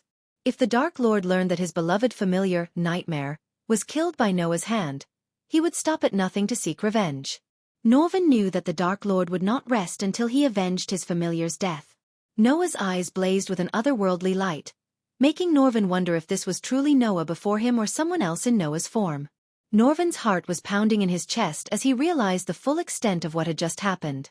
The consequences of Noah's actions could mean the end of everything they knew. Norvan concentrated and willed himself to shrink in size until he was about 6 feet tall, the same height as Noah. He knew that in order to snap Noah out of his strange state, he needed to meet him at eye level. As he approached Noah, he could see that the glow in his eyes was still present, and his aura was still burning with intense energy. Then, he watched in horror as Noah's eyes, once ablaze with power, suddenly faded and went dark. Noah's body swayed and he collapsed to the ground, unconscious. Norvan quickly rushed to his side and knelt down beside him, checking for a pulse. Relief washed over him as he felt a faint but steady heartbeat. But the relief was short-lived. Norvan knew that this was not a good sign. Whatever had caused Noah's eyes to glow and his aura to burn so intensely had clearly taken a toll on him. He feared for his friend's safety and wondered what kind of danger lay ahead. As Norvan sat there, cradling Noah's head in his lap, he could feel his heart racing with anxiety. He knew that he had to act quickly and find a way to help Noah before it was too late. Chapter 909 Death of Nightmare. The dark forest was enveloped in an eerie silence as the pocket dimension attached to the dark abyss came to life. The air crackled with foreboding energy as a large figure materialized out of thin air. It was Nightmare, the Dark Lord's fierce familiar, who had been teleported to the pocket dimension by Michael's system after Noah's fatal blow. As Nightmare landed on the dark soil, his breathing was heavy, and his scales were slick with sweat and blood. He tried to stand up, but his legs gave way, and he fell to the ground with a thud. The once mighty dragon was now reduced to the size of a small dog, whimpering in pain. His once mighty form was now reduced to that of a small dog, lying helplessly on the ground. Gaia and Azazel appeared in a flash of light, and their footsteps echoed through the empty space. Gaia's heart pounded as she rushed towards Nightmare, her eyes welling up with tears at the sight of his wounded body. She could see the hole in his chest and the blood slowly dripping from it. Gaia's hands shook as she pulled out a healing potion, hoping to save her dear friend. As she poured the potion into the wound, a strange light surrounded it, preventing the healing potion from having any effect. Gaia's eyes widened with shock and horror as she realized the gravity of the situation. Nightmare's life was in grave danger. Listen. Nightmare's voice trailed off, but Gaia couldn't bear to hear him speak. She poured another healing potion into his mouth, hoping it would help, but it was in vain. Tears streamed down her face as she realized the situation was beyond her control. Azazel stood on the side, his eyes glued to the dying Nightmare. His heart sank as he watched the life force slowly drain out of the dragon's body. He knew that the healing potions would have no effect, but he couldn't bear to see Nightmare suffer like this. Gaia, on the other hand, refused to give up. She poured healing potions into Nightmare's wound repeatedly, but the strange light surrounding the wound seemed to be preventing the potions from working. As she poured another potion into Nightmare's mouth, he let out a loud growl, sending a puff of hot air toward her face. "Stop," he said in a weak voice, his eyes dimming. "It's no use. I'm dying." Gaia's eyes widened with shock and disbelief. She couldn't accept that Nightmare was going to die. "No, you can't die," she said, tears streaming down her face. "We have to find a way to save you." But Nightmare shook his head weakly. "There is no way," he said. "I have been fatally wounded. My time has come." Azazel's heart sank as he heard those words. He knew that the Dark Lord would be devastated if he learned of Nightmare's death. He immediately tried to contact him, but there was no response. Gaia's heart was in agony as she watched Nightmare's life force slowly fade away. Memories of their time together flashed through her mind, from the playful fights to the countless times she had chased him around for teasing her. She remembered how he had grown from a tiny dragon to a mighty creature and how he had always been there for her, like a little brother. Despite the age-old hostility between her race and dragons, Gaia couldn't bear the thought of losing Nightmare. As she poured the healing potion into Nightmare's mouth, she watched in despair as the strange light surrounding his wound prevented it from healing. His breathing became heavier and labored, and he emitted a puff of hot air, almost as if he was trying to stop her from prolonging his suffering. Gaia felt helpless and powerless, and her anger towards whoever had stabbed Nightmare was overshadowed by her worry for his life. She couldn't imagine a world without Nightmare, and the thought of losing him was unbearable. Azazel's attempts to contact the Dark Lord proved futile, and the situation grew increasingly dire as Nightmare's life force continued to fade away. It was as though an invisible force was preventing him from contacting the Dark Lord. Despite Gaia's attempts to heal him, Nightmare knew that his end was near. Gaia's tears fell on Nightmare's face as she held him in her arms, her voice breaking as she promised to heal him. But Nightmare knew the truth, and he shook his head, his breathing growing shallower. "Don't talk. Save your energy. I will heal you." Gaia's voice stuttered as she frantically searched for a way to save Nightmare. But Nightmare slowly shook his head. "You cannot. I can feel it. I am going to die." Nightmare's voice was weak and strained, his breaths coming in short gasps. "No, you're not. You're going to be okay," Gaia pleaded, her tears falling onto Nightmare's face as she held him close. "Please, just let me go in peace. I don't want my death to trigger a war. Promise me and let me." Nightmare coughed up more blood, his body growing weaker with each passing moment. Gaia held onto Nightmare tightly, trying to stop the inevitable. She could feel his strength slowly leaving his body and his breathing becoming shallower with each passing moment. Nightmare lifted his head and looked into Gaia's eyes. His own eyes filled with gratitude and sadness. "Thank you for everything, sister," he whispered, his voice barely audible. I wish I had more time." Gaia's heart broke as she watched life slowly slip away from her dear friend. She could feel her tears falling on Nightmare's scales as he weakly put his head on her shoulder to embrace her.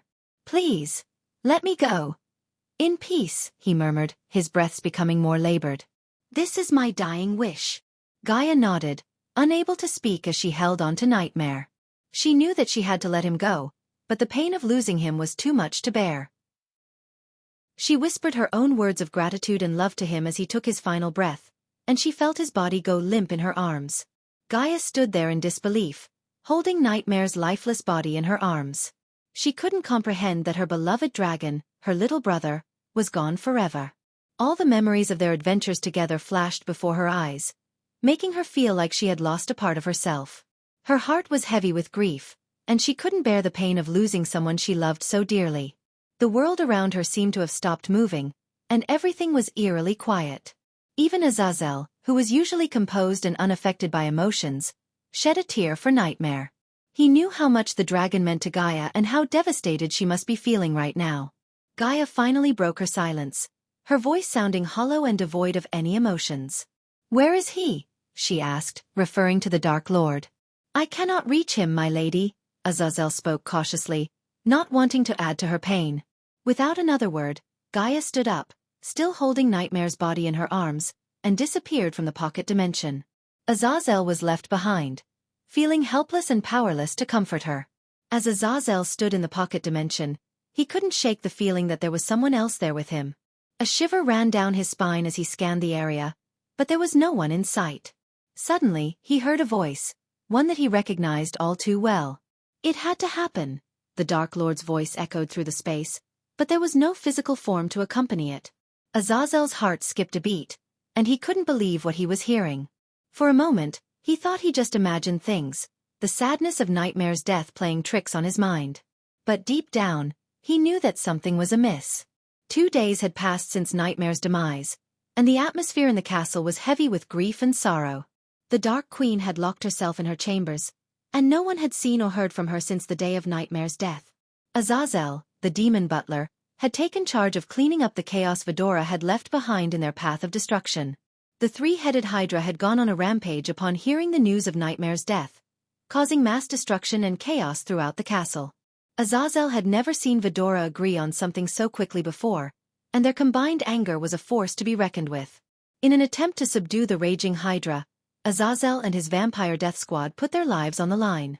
The battle was fierce, and Azazel had to use every ounce of his strength to stop Vidora from destroying the castle. The three heads worked in unison, breathing fire, ice, and poison at the attackers.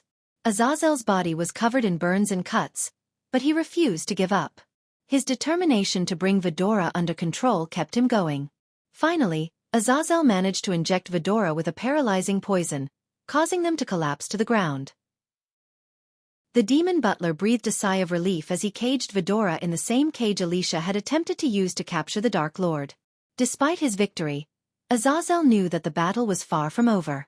The loss of Nightmare triggered a chain reaction of events that would have a profound impact on the future of their world. Rho Alpha D Alpha Naam sudden. Why? The castle shook violently as though a devastating earthquake had struck. Azazel sprinted out of the surveillance room and onto the castle's balcony, only to witness a terrifying sight.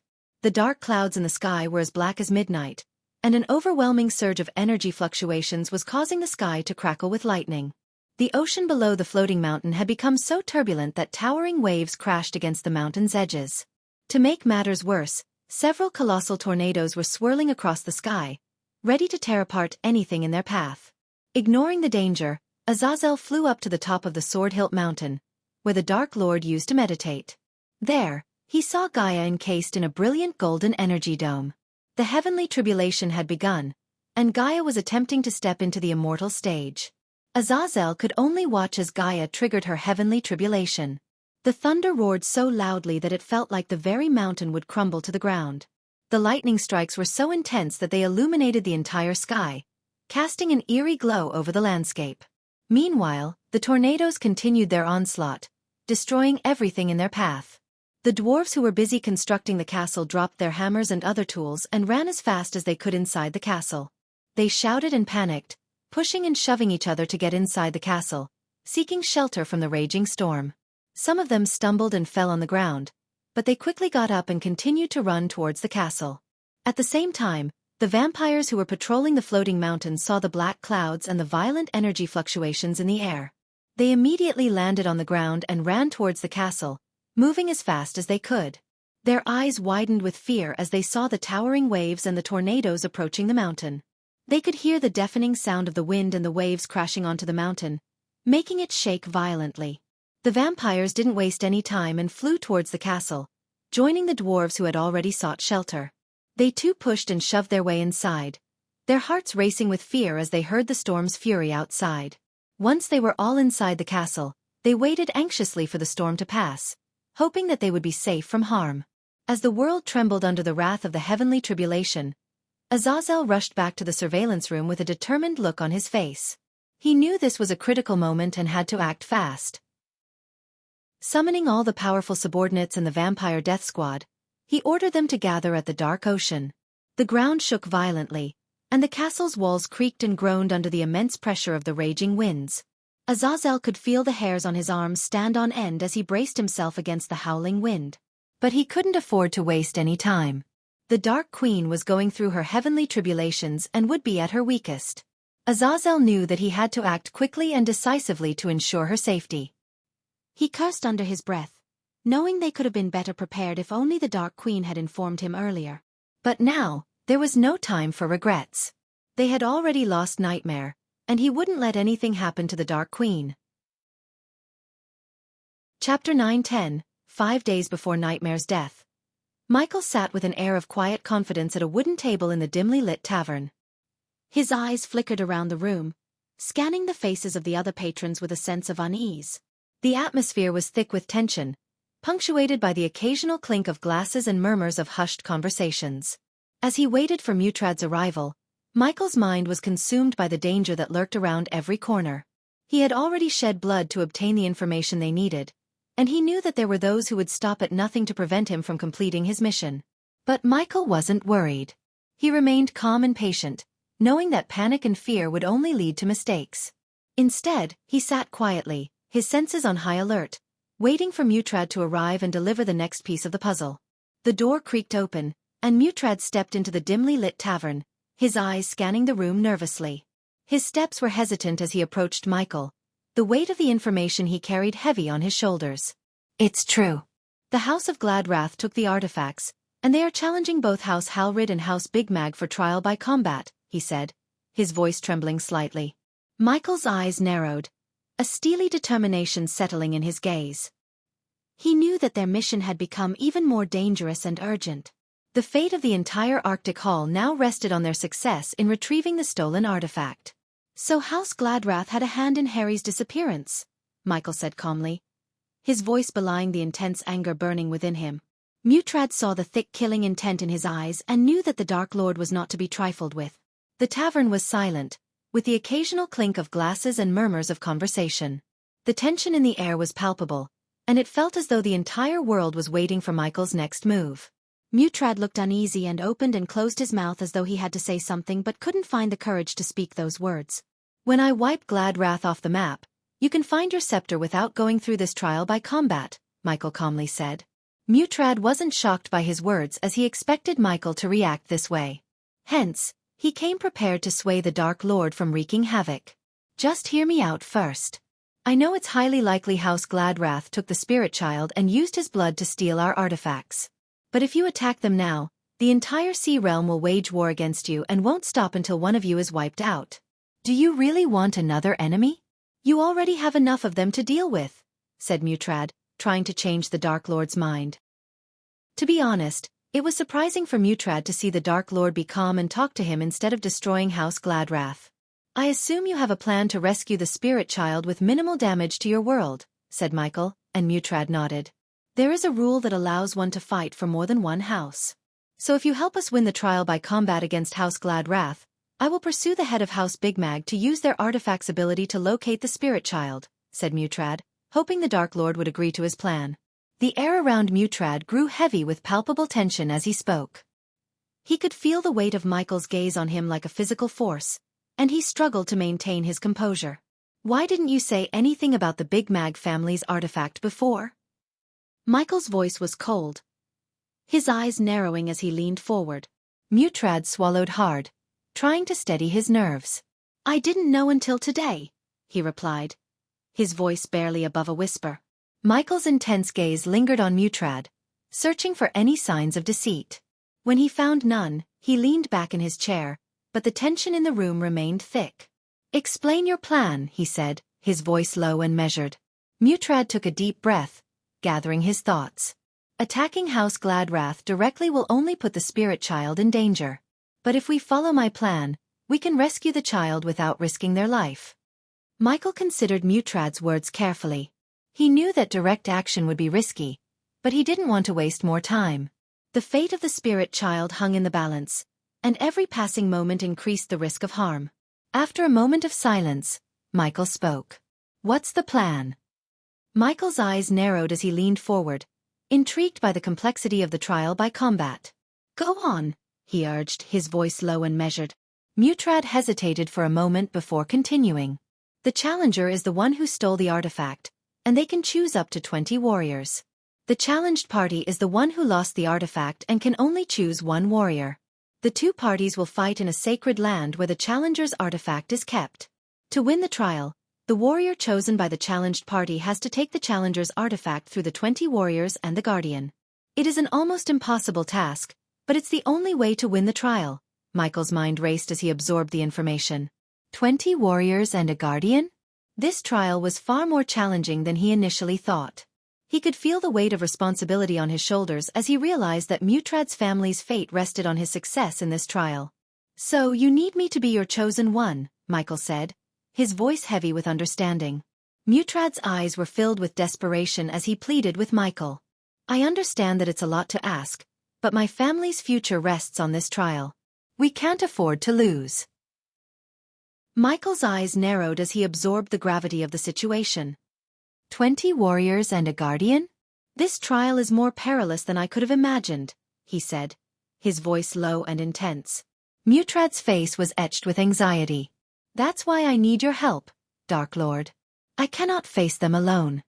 Michael leaned forward, his gaze never leaving Mutrad's. And if I accept your request and manage to retrieve the artifact, what happens next? The elders will return the artifacts to their rightful families and act as if nothing has happened, Mutrad replied. Michael's surprise was palpable.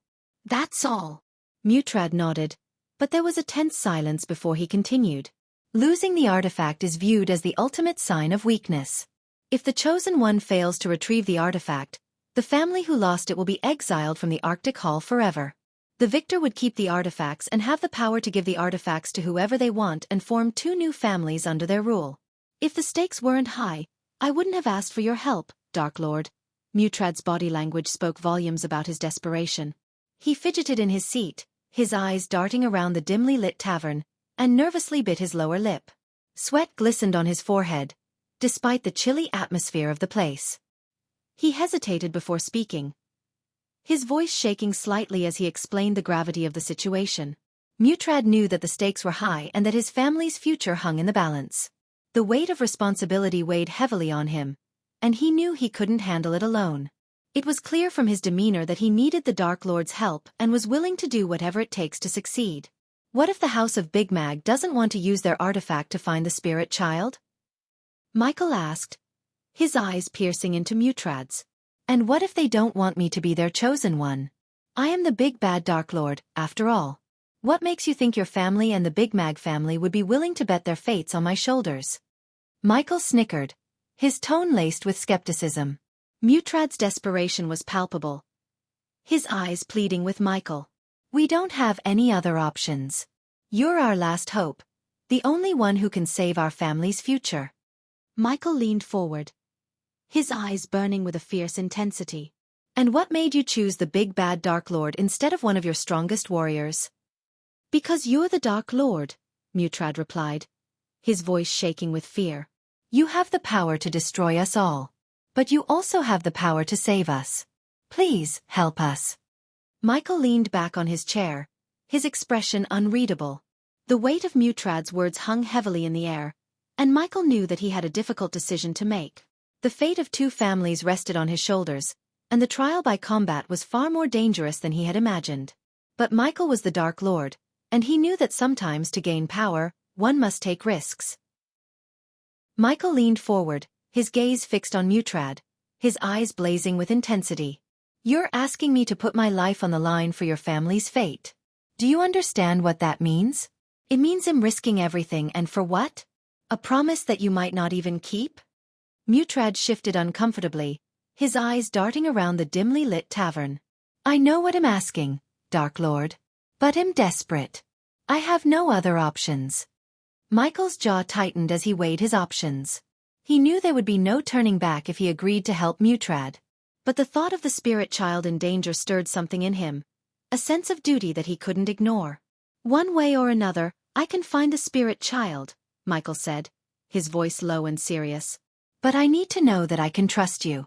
Swear your loyalty to me, and I'll win the trial for you. Mutrad hesitated, his eyes locked with Michael's. I can't swear my loyalty to you just like that, he said finally. But I promise that I will do everything in my power to repay you for your help. Michael's expression hardened. That's not good enough, he said, leaning back in his chair. I need your loyalty, Mutrad. And if you can't give me that, then I can't help you. Mutrad hesitated to swear his loyalty to the Dark Lord because he knew that it was a significant risk. He had always been taught to fear the Dark Lord and had heard the tales of his immense power and cruelty through the prophecies. He had also seen the devastation the Dark Lord had wrought upon those who had crossed him. But Mutrad was desperate and knew he had no other choice. He needed the Dark Lord's help to retrieve the stolen artifact and save his family's future. He also knew that the Dark Lord had a reputation for keeping his word and fulfilling his end of the bargain. Ultimately, it was a difficult decision, but he knew swearing his loyalty was the only way to ensure that the Dark Lord would help him. He also knew that once he swore his loyalty, he would be bound to the Dark Lord and have to follow his orders no matter what. But Mutrad was willing to do whatever it took to save his family, even if it meant sacrificing his own freedom. Chapter 911, the last chapter 909 happened 5 days before Nightmare's death. As soon as Mutrad pledged his loyalty to Michael, he followed him to the sacred area where the trial by combat was to take place.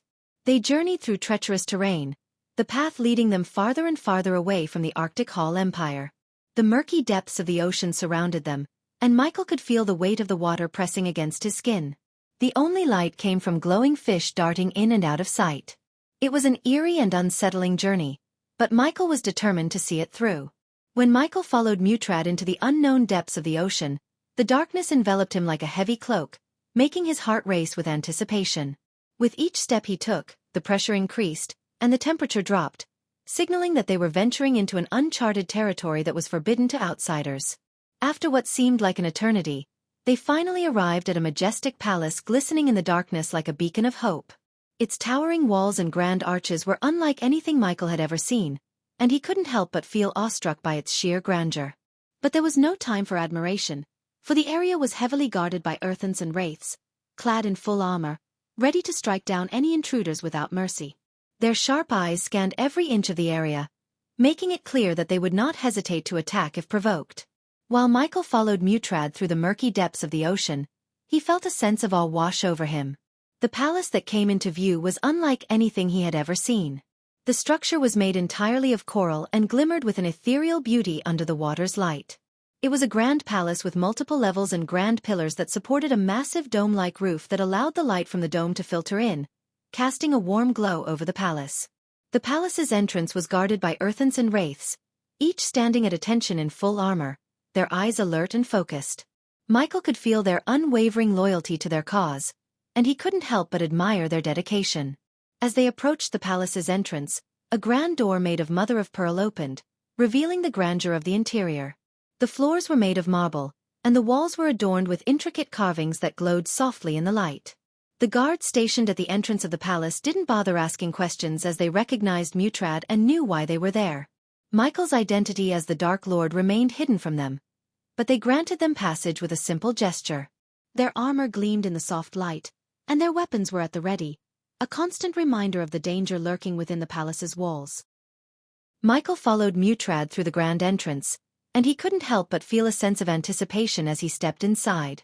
The palace's interior was even more breathtaking than the exterior, with towering marble pillars and intricate carvings adorning the walls.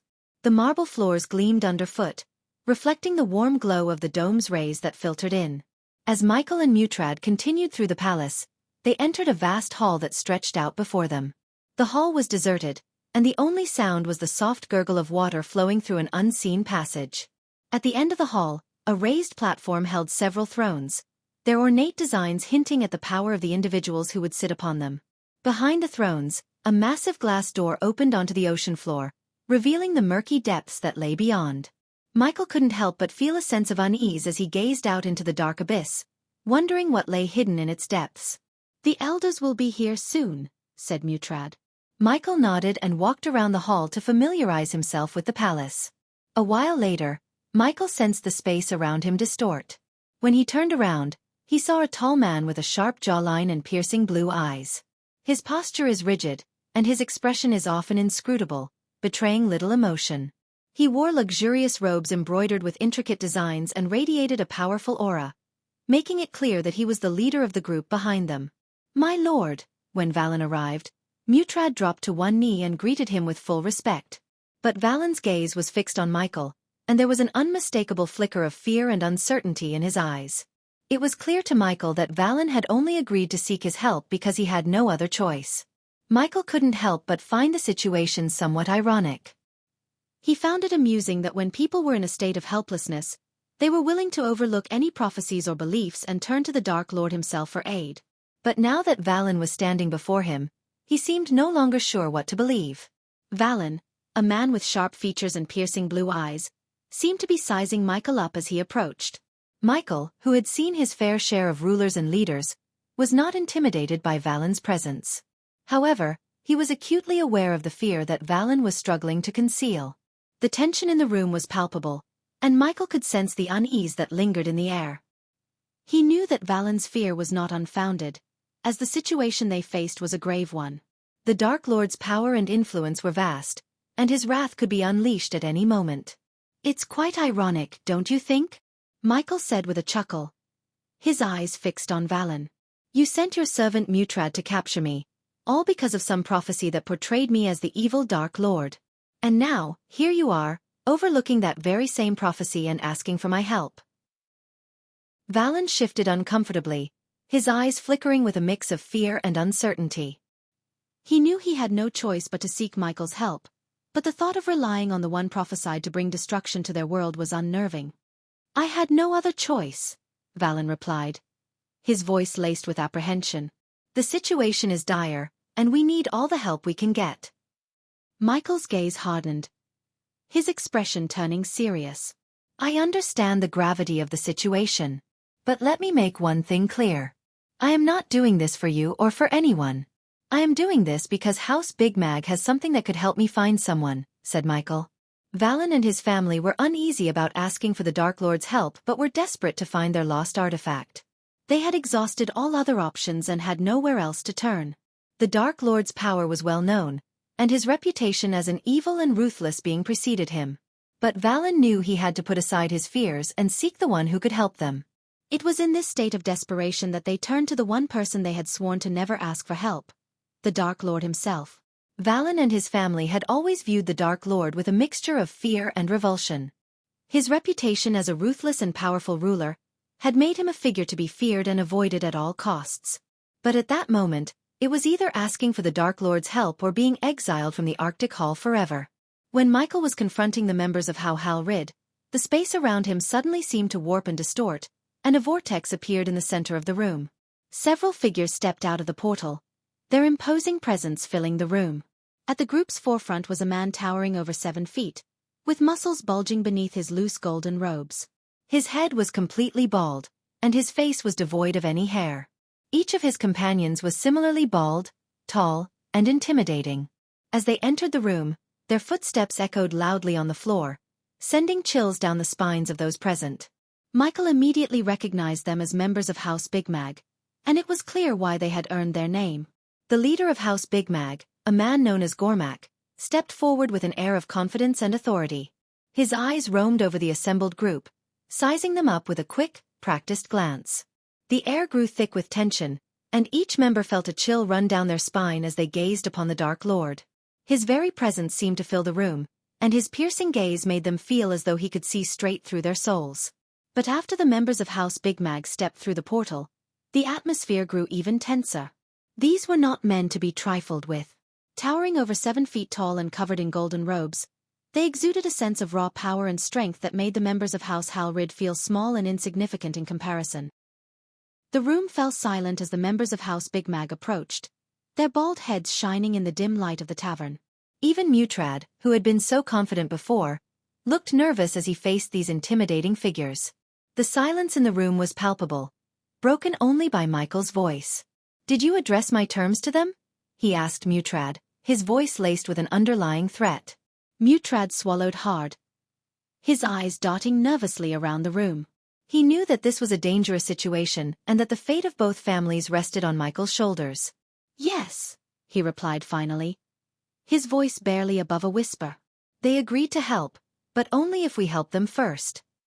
Despite their imposing appearance, the group felt a chill running down their spines as they laid eyes on Michael, the Dark Lord, in person.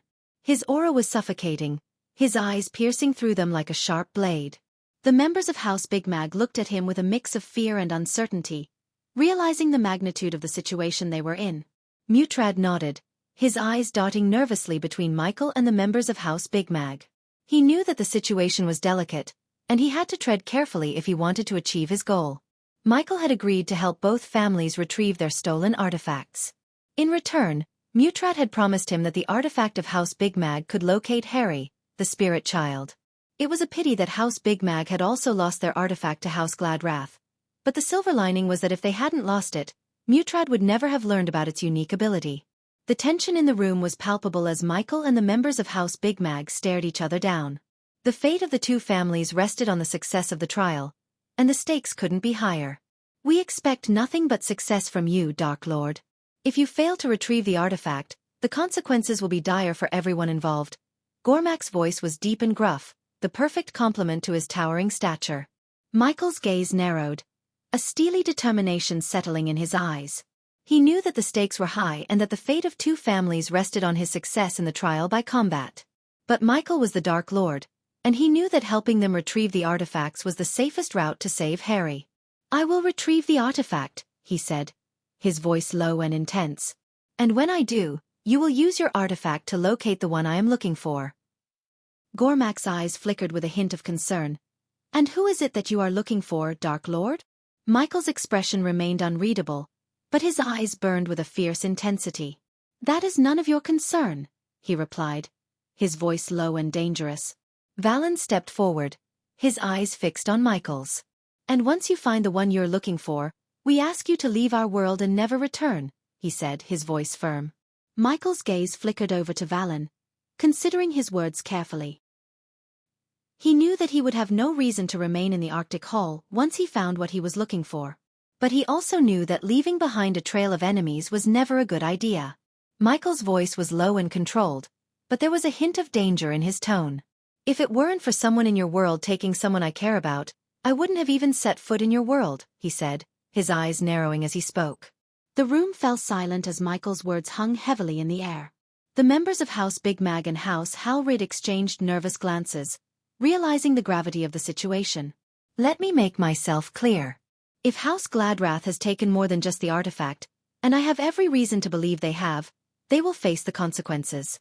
I suggest you do not get in my way," Michael said firmly, his voice laced with a quiet but deadly intensity. Chapter 9:12, After Nightmare's Death. The people of Michael's world thought hell was just a figure of speech and did not exist in real life. However, only a few higher-ups in the Sky Hall knew that the realm of hell was very true. They knew the realm of hell was a place of darkness, despair, and unending suffering. From the perspective of someone who found themselves in this accursed place, it was an unimaginable nightmare. The landscape was barren and desolate, devoid of any signs of life or beauty. The ground was rough and jagged, littered with sharp rocks and broken bones. The air was thick with the stench of sulfur, ash, and decay, making it difficult to breathe. In the distance, the skies were dark and foreboding, with black clouds swirling and lightning flashing in every direction. There was no sun or moon or natural light to guide one's way. Instead, the only light came from the flickering flames that rose up from the molten lava rivers that ran through the realm. As one moved through the realm, they encountered various forms of torment and torture. Servants of hell and other malevolent beings lurking in the shadows, eager to inflict pain and suffering on the hapless souls who had been damned to hell. The screams and cries of the damned could be heard echoing through the darkness, a constant reminder of the misery that awaited those who dared to enter this realm. In hell, there was no escape, no respite from the unrelenting agony that one was forced to endure. It was a place of eternal suffering, where the tormented souls were trapped forever, unable to find peace or rest. It was a place that one would do well to avoid, lest they found themselves lost in the darkness, doomed to suffer for all eternity. At the center of hell was the castle of the ruler of hell, was built in the center of a lone mountain, surrounded by jagged peaks and a moat of boiling lava. It was a massive, foreboding structure with black stone walls that reached up toward the dark, stormy sky. The gates were made of iron and adorned with twisted demonic faces, and the courtyard was filled with strange, otherworldly creatures. The air was thick with the stench of sulfur, and the sound of screams echoed from within the castle's walls. It was a place of eternal darkness and despair, where only the bravest or most foolish would dare to enter. Suddenly, a luminous orb materialized in the sky and drifted toward the castle. As the ball of light floated through the castle's halls, its illumination revealed a macabre and foreboding atmosphere. The walls were lined with skulls and bones of all shapes and sizes, arranged in twisted patterns. The floors were slick with blood and littered with the remains of the tortured souls who had met their gruesome fates within these walls. The air was heavy with the stench of decay and sulfur, and the flickering torches cast eerie shadows on the walls, making it seem like the castle was alive with malevolent spirits. The sound of dripping blood echoed through the hallways, and the occasional moan or scream of agony could be heard in the distance. Clearly, this was no ordinary castle but a place of unspeakable darkness and horror, ruled by an entity of unfathomable power and malice. The atmosphere grew even more sinister as the ball of light approached the throne hall. The walls were adorned with grotesque tapestries depicting scenes of torture and suffering, and the throne finally, it reached the throne hall, casting an eerie light on the ruler of hell as he sat upon his throne, which itself was carved from blackened bones and adorned with the skulls of defeated enemies. "Where am I?" A gentle voice sounded from the ball of light. As the gentle voice sounded from the ball of light, it echoed through the throne hall. Suddenly, a peal of devilish laughter erupted, filling the room with a menacing aura. The laughter came from the ruler of hell himself, who had appeared before the ball of light. He stood tall, with jet-black skin and 3 blazing eyes on his face that pierced through the darkness. His 4 muscular arms hung by his side, each one adorned with a different weapon. A set of large wings sprouted from his back, twitching with excitement as he surveyed his new guest. The ruler's eyes burned with a fierce flame, reflecting the fires of the underworld. His face was twisted in a wicked grin, revealing rows of razor-sharp teeth. He had no nose, but his nostrils flared as he breathed in the scent of his new prey. His pointed ears twitched, picking up on every sound in the room. With a voice that resonated through the entire throne hall, the four-armed man declared, "Welcome to the depths of hell." The room burst into an eerie light as flames flickered and danced, illuminating the man's imposing form. Suddenly, a burst of flames erupted from every direction, engulfing a small ball of light that hovered in the air. The voice within the ball of light sounded disoriented as it responded, "Hell?" The four-armed man laughed devilishly as he explained, "When mortals die in the upper realm, the lucky ones simply cease to exist. But the unfortunate souls end up here, in the depths of hell with me." The ball of light seemed to tremble as the man continued, "And you, my dear, are one of the most unfortunate of them all." The flames intensified with a flick of his wrist, casting menacing shadows across the room. The air grew thick with the scent of smoke and brimstone as the man towered over the tiny ball of light, ready to unleash the full force of his infernal powers. As the flames intensified, the ball of light within them flickered and pulsed, almost as if it were alive. The voice within sounded bewildered, unsure of what was happening. "So, am I still alive?" the voice asked tentatively. To the surprise of anyone who might find themselves in such a situation, the voice inside the ball of light rejoiced. It was a strange reaction to the hellish surroundings. "Yes, rejoice with me and pray for your master, the Dark Lord, to come for you," the ruler of hell replied, a wicked gleam in his eye. The ball of light went silent for a moment as if processing the request. The ruler of hell's smile grew wider as he waited, anticipation written all over his twisted face. The voice within the ball of light spoke up, reluctant and unsure. "You know about him?" it asked, referring to Ghost, its friend, and the Dark Lord.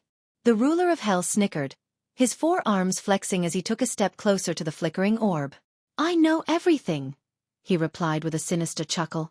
Yes, the voice within the ball of light belonged to Nightmare, the dragon who met his untimely demise at the hands of the possessed Noah. But now, Nightmare existed only as a soul, trapped within the confines of the ball of light that had materialized before the ruler of hell. Nightmare was disoriented and confused, his memory stretching only as far as when Noah plunged a sword through his heart. He had no idea what had transpired since then, but one thing was certain in his mind. He was dead and somehow ended up in hell. Nightmare quivered with fear as the ruler of hell approached, his three blazing eyes glinting with malicious intent. Flames flickered and danced, illuminating the ruler of hell's imposing form as he taunted Nightmare with his eternal suffering. "You are trapped here in my realm," the ruler of hell hissed, his voice echoing through the throne hall. "And there is no escape from the torment that awaits you until the Dark Lord comes for you." Nightmare's soul writhed in agony as the flames intensified, casting menacing shadows across the room. The air grew thick with smoke and the sounds of screams and agony, and Nightmare knew that he was trapped in this eternal nightmare. The ruler of hell grinned wickedly, relishing the terror he had instilled in his new prisoner. He knew he had complete control over Nightmare's soul and would relish in his suffering for as long as he desired. As Nightmare hung in the balance, trapped between life and death, he knew he was in for an eternity of pain and suffering in the depths of hell unless Ghost himself ventured into the realm of hell for him. The agonizing scream of Nightmare echoed through the eerie castle, reverberating off the walls and sending shivers down the spines of all those who heard it. The ruler of hell had been tormenting the dragon's soul for what seemed like an eternity, reveling in the power he held over his captive prisoner. But even the ruler of hell grew tired of the dragon's screams, and he finally relented, allowing Nightmare a brief respite from his endless torture. "You said you know everything," Nightmare growled, his voice laced with pain and anger. "But if you truly knew who was coming for me, you wouldn't dare to continue torturing me like this." "I am counting on his arrival," the ruler of hell growled, his three blazing eyes glinting with malicious intent. "He will pay for what he did to me, but this time, I have something he cares about. You, little dragon, are my ticket away from this god-forsaken place." The ruler of hell's voice echoed through the throne room, and the very walls seemed to shake with his rage. But despite his ferocious demeanor, there was a hint of desperation in his words. He had spent countless eons trapped in the depths of hell, cut off from his homeworld and everyone he had ever known. And now, finally, he saw a way out. For the ruler of hell, the prospect of returning to his homeworld and seeking revenge on those who had banished him was almost too good to be true. He had lost track of how many thousands of years he had spent in hell, but now, he finally had a chance to escape and unleash his wrath on those who had wronged him. Nightmare's soul quivered with fear as the ruler of hell loomed over him, his four muscular arms adorned with deadly weapons. The air grew thick with the stench of sulfur and brimstone, and the flames flickered and danced around them, casting eerie shadows on the walls. But even in the face of such overwhelming terror, Nightmare refused to back down. He knew that Ghost was coming for him and would do everything in his power to ensure that his master arrived in time to save him. As the ruler of Hell laughed maniacally, reveling in his newfound power, Nightmare steeled himself for the torture to come. With a fierce determination burning within him, Nightmare waited for the arrival of Ghost, knowing that only he had the power to defeat the ruler of Hell and set him free from his eternal torment. Chapter 9:13. Pay with Blood. The Grand Hall was filled with an aura of anticipation as the three great clans of the Sea Folk realm, House Halrid, House Big Mag, and House Gladrath, gathered to attend the trial by combat. Michael, the Dark Lord, stood at the center of the hall, his presence commanding and intimidating. He patiently waited for the final group to arrive, eager to see who dared to take the spirit child from his realm. Suddenly, the space around him distorted once again, and a swirling vortex appeared. Out of the portal stepped a group of mermans, their golden robes shimmering in the light. Their arrogant eyes scanned the hall, exuding an air of superiority that made even the most powerful cultivators in the room feel small. But when their eyes landed on Michael, their expressions shifted to one of stunned disbelief. Grizzle, the man leading the group, was the only one who maintained his composure. He had anticipated the Dark Lord's arrival and had prepared himself accordingly. The mermans floated above the ground, their eyes fixed on the human before them. Michael, in turn, took a step forward, his expression unreadable but his eyes burning with a dangerous fire. As Gormak's group and Valen's group made way for the Dark Lord, the tension in the hall grew even thicker. Everyone could feel the animosity between the two forces as they met in the center of the room, their gazes locked in a fierce staring contest. Michael's killing intent was palpable, and the mermans could not help but feel a twinge of fear. The silence was deafening as the two faced off. The fate of the two proud houses hung in the balance, and all eyes were on them. The atmosphere was thick with anticipation, as if a single word or action could ignite the spark that would set the entire realm ablaze. For a moment, time stood still. The mermans and the Dark Lord were like two opposing forces, ready to collide at any moment. But then, Grizzle broke the silence, his voice ringing out across the hall. "So they stooped low enough to bring the Dark Lord into our world?" Grizzle snickered. His tone was even and unwavering. Michael did not reply, but the look in his eyes said it all. The tension in the room reached its peak, and everyone held their breath, waiting for the inevitable clash between the mermans and the Dark Lord. As Michael took a single step forward, the tension in the hall became palpable. All the other mermans, who were poised to defend themselves, suddenly found themselves frozen in place, their eyes fixed on the Dark Lord. Gleeless, Grizzle's best friend, stepped forward to stand beside him, his hand instinctively reaching for the hilt of the sword dangling at his waist. But Grizzle did not flinch. He stood his ground, his piercing gaze locked with Michael's. A sense of eerie calm surrounded him, as if he had anticipated the Dark Lord's arrival all along. Michael leaned forward slightly, his eyes burning with an intense killing intent that could make even the bravest warrior shudder. The merman's apprehension was palpable as they tensed up, ready for whatever was to come. "Once I am done with the trial, you will face my trial, and I will be your executioner." Michael's words were spoken with a chilling calmness that belied the danger that he posed. The darkness in the hall seemed to intensify for a moment, causing the mermans to shift uneasily on their feet. There was a deafening silence for a few seconds as Michael and Grizzle continued to stare at each other, their eyes locked in a battle of wills. Finally, Grizzle spoke, his voice laced with a confidence that seemed to come from somewhere deep within. "I have been waiting for this day, Dark Lord," he said, his words dripping with a venomous sarcasm that sent shivers down the spines of the other mermans. Grizzle's gaze never wavered as he continued to stare at Michael. It was as if he was daring the Dark Lord to try and make a move against him. The tension in the hall was thick enough to cut with a knife, and everyone present knew that something significant was about to happen. Michael chuckled after hearing Grizzle. The air crackled with tension as Michael's laughter filled the hall, sending chills down the spine of everyone present. The darkness swirled around him like a living entity, its malevolent energy amplifying the Dark Lord's already overwhelming power. Mutrad, who once thought he had witnessed the full extent of Michael's might, knew Grizzle had made an enemy he shouldn't have. In Valen's eyes, the power the Dark Lord possessed was a power beyond comprehension, beyond the limits of what a mere mortal could possess. A cold, deadly calmness took over as Michael's laughter died down. His eyes gleamed with a fiery intensity as he fixed his gaze on the enemy, who dared to take something precious from him. You took something precious from me but forgot one important detail. I am the Dark Lord and those who cross me never live to regret it. Michael's voice was like the sound of ice cracking, sharp and deadly. The atmosphere in the hall turned even darker, as if the very air had turned to stone. Even the bravest of hearts trembled in fear at the Dark Lord's wrath. Michael's power surged, reaching heights no one had ever witnessed. Some of the mermans who had thought they had succeeded in their mission now knew that they had awoken a sleeping dragon, and they would pay dearly for it. At that moment, Mutrad saw the Dark Lord's power reach the half-celestial stage, passing Gruzel's immortal level 10 cultivation. As the tension in the hall reached its peak, a voice that dripped with authority boomed, echoing through the grand space. Michael looked up to see figures materializing before each of the 8 thrones on the elevated platform. We will see how you dare to raise a finger against one of the proud sea folk. The elders, Mutrad mumbled, seeing the elders appear before the thrones one by one. Their presence exuded power and dominance, and their gazes were fixed on Michael with an intensity that made the Mutrad's skin crawl. Clearly, these sea folk took great pride in their heritage, and they weren't going to let anyone, even the Dark Lord, harm one of their own. Each of them was at the immortal stage level 10, but their auras were far stronger than the aura radiating from Gruzel. The 8 elders were an imposing sight, consisting of 3 mermans, 3 wraiths, and 2 earthants. Their eyes were fixated on Michael and the others, and their expressions were unreadable.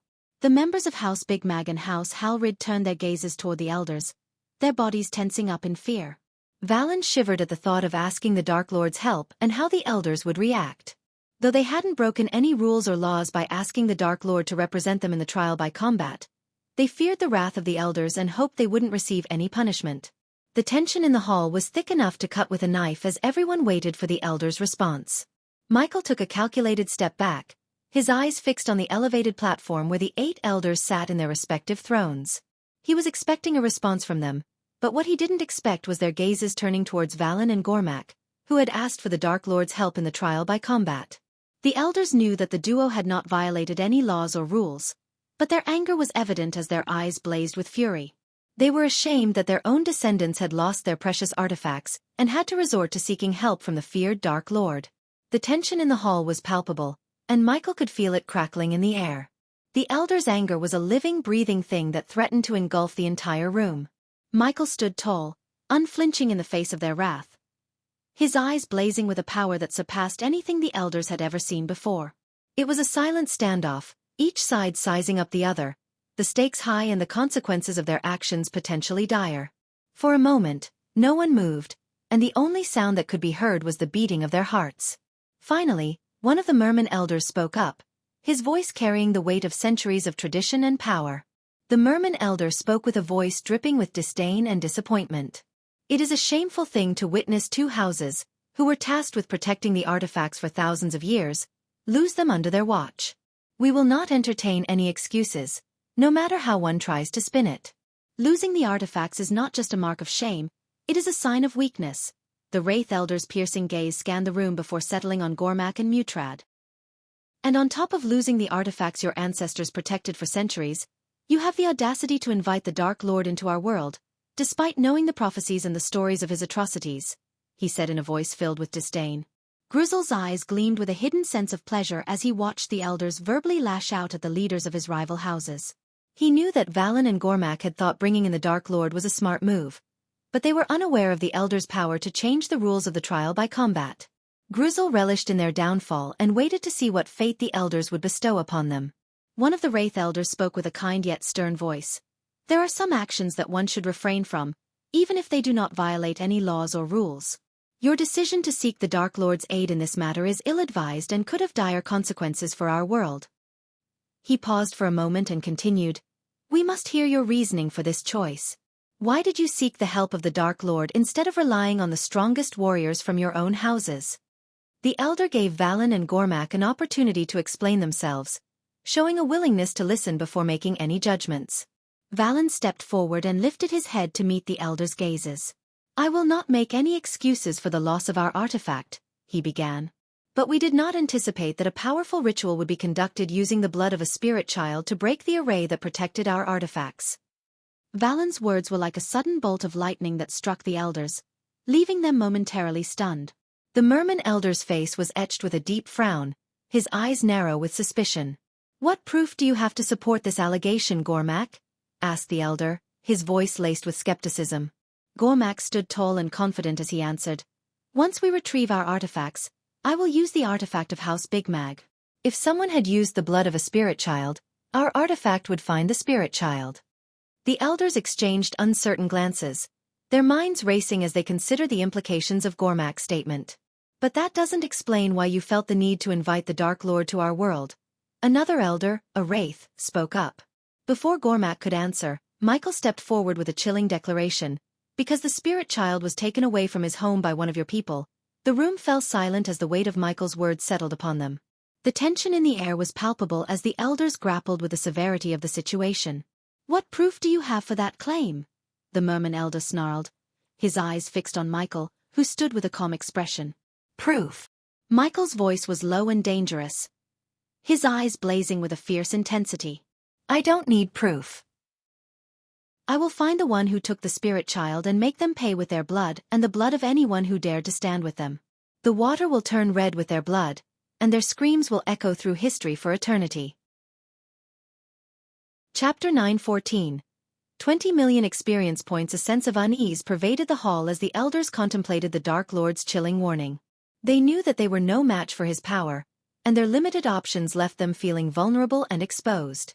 The three great halls of the Water God, Sea Serpent, and Arctic were known for their peaceful ways, which kept them strong and united.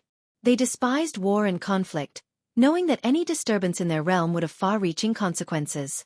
And yet, if the Dark Lord were to attack them, they would have no choice but to defend themselves. They knew that if they managed to defeat the Dark Lord, it would come at a great cost to their power and influence. But if they didn't fight, they would be seen as weak and vulnerable, and other factions might take advantage of their perceived weakness.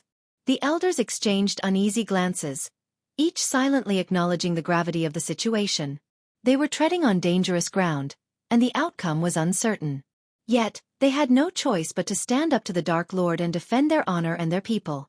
As the tension in the hall mounted, the elders steeled themselves for the inevitable confrontation, bracing for the worst yet hoping for the best. The fate of their world hung in the balance, and they knew that they could not afford to fail. Impatience flickered in Michael's eyes as he awaited the elders to explain the rules and laws of the trial by combat. He was anxious to retrieve Harry and use the artifact of House Big Mag to locate him. The elders exchanged worried glances before the merman elder cleared his throat and began. "Following are the rules of this trial by combat. The House of Glad Wrath has placed their artifact in the ocean behind us." He gestured towards the shimmering waters behind them, separated by a glass wall. To win the trial and retrieve the lost artifacts, the challenged, the Dark Lord, must move through the sea and take the artifact of the House of Glad Wrath. However, the challenged is restricted to using only 3 spells. 1 for speed, 1 for defense, and 1 for attack, the elder finished, watching the faces of the participants. Valen, Mutrad, and House Big Mag looked surprised as they had not anticipated such limitations for the challenged. Michael remained composed, understanding that the restriction on spells was not a significant obstacle for him. "The rules are clear, and the elders can dictate the battlefield and the challenged." The merman elder spoke with finality, silencing any objections. The wraith elder stepped forward to add, "Once you move into the waters, the cultivation level of all beings in the water will be suppressed to the half-immortal stage." It was a standard rule, but Michael was not affected. He had faith in his powers and knew that 3 spells were enough to defeat any opponent. Valen and the others exchanged apprehensive glances. They knew the elders had punished them by making the trial even more difficult, but they could not question the decision. The consequences of doing so were dire. Michael's eyes glinted with determination as he stepped toward the glass wall separating him from the ocean. "Let's get this over with. I don't have much patience." He spoke with a hint of annoyance, eager to retrieve Harry. The elders nodded in agreement and simultaneously raised their hands in the air. In that moment, a vortex appeared before the glass wall, and Michael knew it was time to make his move. With a swift motion, he willed the APD to inject a pill that would enable him to breathe underwater directly into his bloodstream. As the tingling sensation spread throughout his body, Michael's back began to feel like it was on fire. Suddenly, gills appeared behind his ears, and skin grew between his fingers, enabling him to move through the water with the grace and speed of a fish. The sight was nothing short of awe-inspiring, as Michael's form seemed to blur as he dived into the vortex and into the deep blue sea beyond. The elders watched in silent awe, knowing that they had just sent one of the most dangerous beings in their realm into a battle that would surely test his limits. After Michael disappeared into the swirling waters, the elders turned to each other with tense expressions. When Michael swam deeper into the ocean, the pressure increased, and his ears started ringing. It was like the ocean was trying to crush him with its immense weight. However, he refused to let the pressure get the best of him. His gills worked like a charm, and he was able to breathe without any trouble. He noticed that the water was devoid of any signs of life as he swam further. It was as if the ocean had been stripped of its inhabitants. The eerie silence was broken only by the sound of his heartbeat. The anticipation in the hall was palpable as everyone watched Michael's progress with bated breath. The merman elder whispered to the other elders, "Do you think the Dark Lord will succeed?" Michael continued to swim further and further, scanning his surroundings for any signs of the artifact. The ocean was vast, and he knew that he had a long way to go. The thought of Harry's fate drove him forward. As Michael approached the shimmering artifact, he noticed a group of half-immortals lurking in the shadows, waiting to ambush him. Using his environmental scanning ability, Michael identified the presence of 20 half-immortals and something far more powerful than them lurking in the dark waters around the artifact. Upon getting closer to the artifact, Michael observed it was in the shape of a triangle with a golden sun built inside, pulsating with powerful energy. However, his attention was swiftly drawn to the entity lurking in the shadows, which he sensed was the guardian of the artifact, the one Mutrad had warned him about. Despite the danger, Michael remained composed and prepared to face whatever lay ahead. His X-ray vision allowed him to see through the darkness and anticipate the attacks of the half-immortals. Michael halted in his tracks and unsheathed his dark swords. The blades crackled with red lightning, illuminating the surrounding water with an eerie glow. Without any warning, Michael dashed towards a lurking half-immortal with lightning-fast speed, using his lightning dash technique. His figure blurred as he moved through the water like a bolt of lightning. The half-immortal was caught off guard and paid the ultimate price, losing its head to Michael's swift strike. The water around them turned from a serene blue to a violent red, stained with the half-immortal's blood. The other half-immortals lurking in the shadows quickly realized that Michael had sensed their ambush and was prepared to defend himself. Feeling the weight of their guardian's protection, the half-immortals summoned their cultivation techniques, each unleashing their own unique powers. Despite the overwhelming odds, Michael remained calm and focused, his eyes locked on the pulsating artifact. He knew that the guardian was still lurking in the shadows, waiting for the perfect moment to strike. But first, he had to take out these pesky half-immortals. Michael could feel the water around him churning as the half-immortals began to unleash their spells. The first one shot a powerful water blast towards Michael, who managed to dodge it by quickly moving to the side. As he did so, the water around him rippled, creating a whirlpool. Another half-immortal created a bubble around Michael, trapping him inside only to see Michael cut the bubble like it was nothing using his dark swords. Meanwhile, the third half-immortal casts a spell that created a powerful gust of wind, pushing Michael back. Michael managed to keep his footing, but the wind was so strong that it almost knocked him off balance for a moment. The fourth half-immortal shot a beam of light towards Michael, which he barely managed to block with his dark swords. The light was blinding, and Michael had to close his eyes for a moment. Michael could feel the pressure building up around him as more and more half-immortals joined the battle. The half-immortals were relentless in their attacks, but Michael remained focused and prepared to strike back. His eyes turned pitch black, and dark energy began to emanate from his body. Suddenly, dark beams shot out from his eyes, penetrating through the chest of a half-immortal and leaving a gaping hole. The half-immortal with a gaping hole in his chest writhed in agony as Michael's attack spell hit him. He tried to react, but Michael dashed at him before he could, his dark sword cutting through the water like a hot knife through butter. In one swift motion, Michael cleaved the half-immortal's head clean off his shoulders. Blood spurted out in all directions, turning the water around them into a crimson red. The other half-immortals paused their attacks for a moment and looked at Michael in awe and fear. His devilish grin and the way he crushed the head with his bare hand to a pulp sent shivers down their spines. They knew then that they were facing a truly formidable opponent, one who had no qualms about taking their lives. But the battle was far from over. The remaining half-immortals, emboldened by their numbers, launched a coordinated attack on Michael. Spells of lightning and fire shot toward him, but Michael was too quick for them. He deflected them with his dark swords, sending them back at his attackers. The water around them churned and boiled with the intensity of the battle, and Michael's eyes burned with a fierce determination. Michael increased his speed after taking out the half-immortal and pushed himself to the limit. The other half-immortals could barely see him as he moved like a blur through the water. They continued to bombard him with spells, but Michael's responsive shield absorbed the attacks and his godly body protected him from any direct hits. Although some spells managed to graze Michael, they were nowhere close to slowing him down. His eyes glinted with excitement as he darted between the half-immortals, his dark swords flashing in the water. The half-immortals grew more and more desperate, realizing that their spells were no match for Michael's power. But Michael knew that he could not let his guard down. One wrong move could mean his demise. He remained alert and focused, anticipating their attacks and dodging with lightning-fast reflexes. The water around them turned red with the blood of the fallen half-immortals, a testament to Michael's power and skill in battle. Michael was aware that the half-immortals were weaker than him, but he refused to underestimate them. His seemingly calm and careless demeanor hid the fact that he was completely focused on the battle.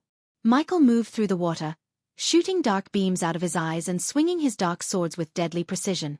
He anticipated their spells and moved like a bolt of lightning before the spells could hit him, cleaving their heads off one by one. Despite his strength, Michael didn't let his guard down.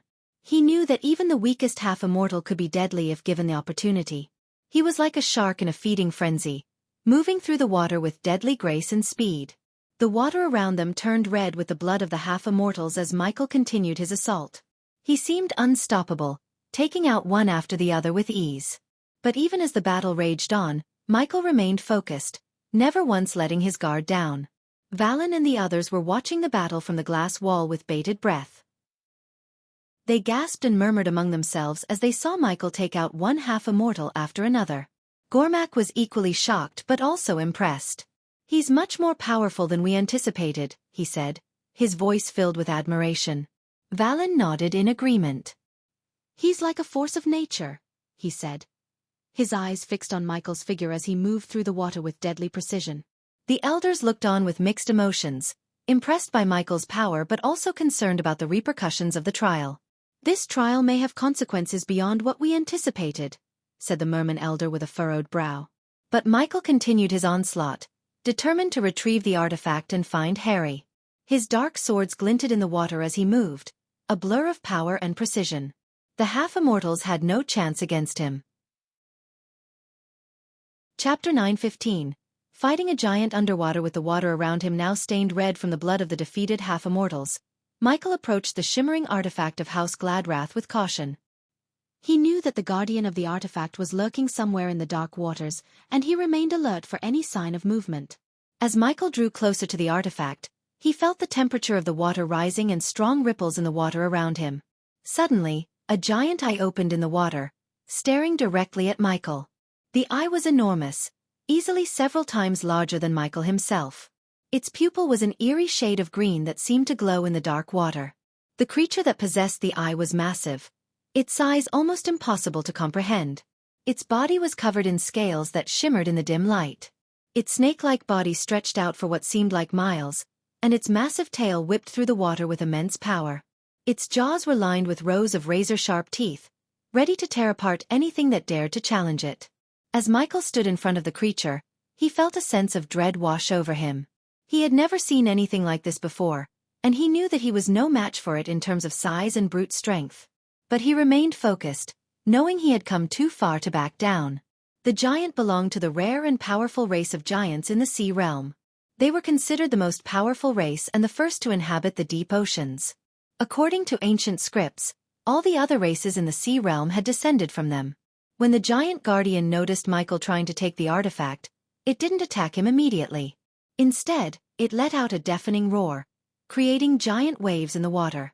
The warning clearly indicated the creature's intelligence, and Michael knew that the guardian was not to be underestimated. If it had been a mindless creature, it would have attacked him already.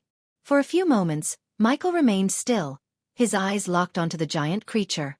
Despite its size, Michael didn't feel intimidated. He sensed a strange power emanating from the giant, and he knew that it could break out of the array if it wanted to. Finally, Michael spoke up. "I am going to take this artifact." "Back off," he warned the creature, his voice steady and unwavering. The giant let out another deafening roar, creating more waves in the water. Michael stood his ground, ready to face whatever the creature had in store for him.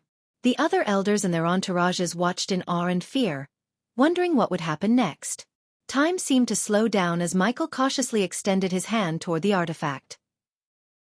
But the moment his fingers made contact, the giant roared with fury, unleashing a powerful force that sent Michael hurtling backward through the water. The impact caused intense vibrations that rattled his inner organs and he coughed up blood. With a fierce determination, Michael willed the APD to inject a healing potion into his body, determined not to let the setback defeat him. "So you choose violence," Michael's voice echoed through the ocean, a challenge in his tone. Despite the overwhelming power of the giant, Michael refused to back down. The giant remained silent for a few moments, its massive eye locked onto Michael's smaller form. As Michael looked up at the giant creature, he felt a sense of awe and fear overwhelm him. The creature was easily 10 times the size of a blue whale, the largest animal in the world. Its skin was a deep shade of black and had a rough texture, with several protruding spikes along its back. Its eyes were bright red, with slitted pupils that seemed to bore into Michael's soul. The creature moved with a fluid grace that belied its enormous size. Each time it moved, it created massive ripples in the water, sending smaller sea creatures scurrying away in fear. As it roared, the water around it seemed to vibrate with a powerful force that threatened to knock Michael off his feet. As the giant creature moved toward Michael, the people in the hall watched in awe and terror. They had never seen anything like it before. Valen and the other members of House Big Mag were particularly shocked by the size and power of the giant. "What kind of creature is that?" Valen muttered under his breath. The sight of the giant creature sent a shiver down the spines of those in the hall. Even House Big Mag and House Halrid, who had their own giant guardians, were awestruck by the sheer size of the creature before them. Its immense body was unlike anything they had ever seen, and the way it moved through the water sent ripples throughout the ocean. Michael remained still, his mind racing as he formed a plan to defeat the giant guardian. The scales and body of the creature looked too tough to be penetrated by a single shot of his dark beams. He was curious to see what effect his dark swords would have when he tried to cut the giant creature. Despite its monstrous size, the giant guardian was incredibly agile and fast. In the blink of an eye, it closed the gap between them and opened its massive jaws. The sight of the giant's razor-sharp teeth caused a ripple of fear to spread through the spectators in the hall.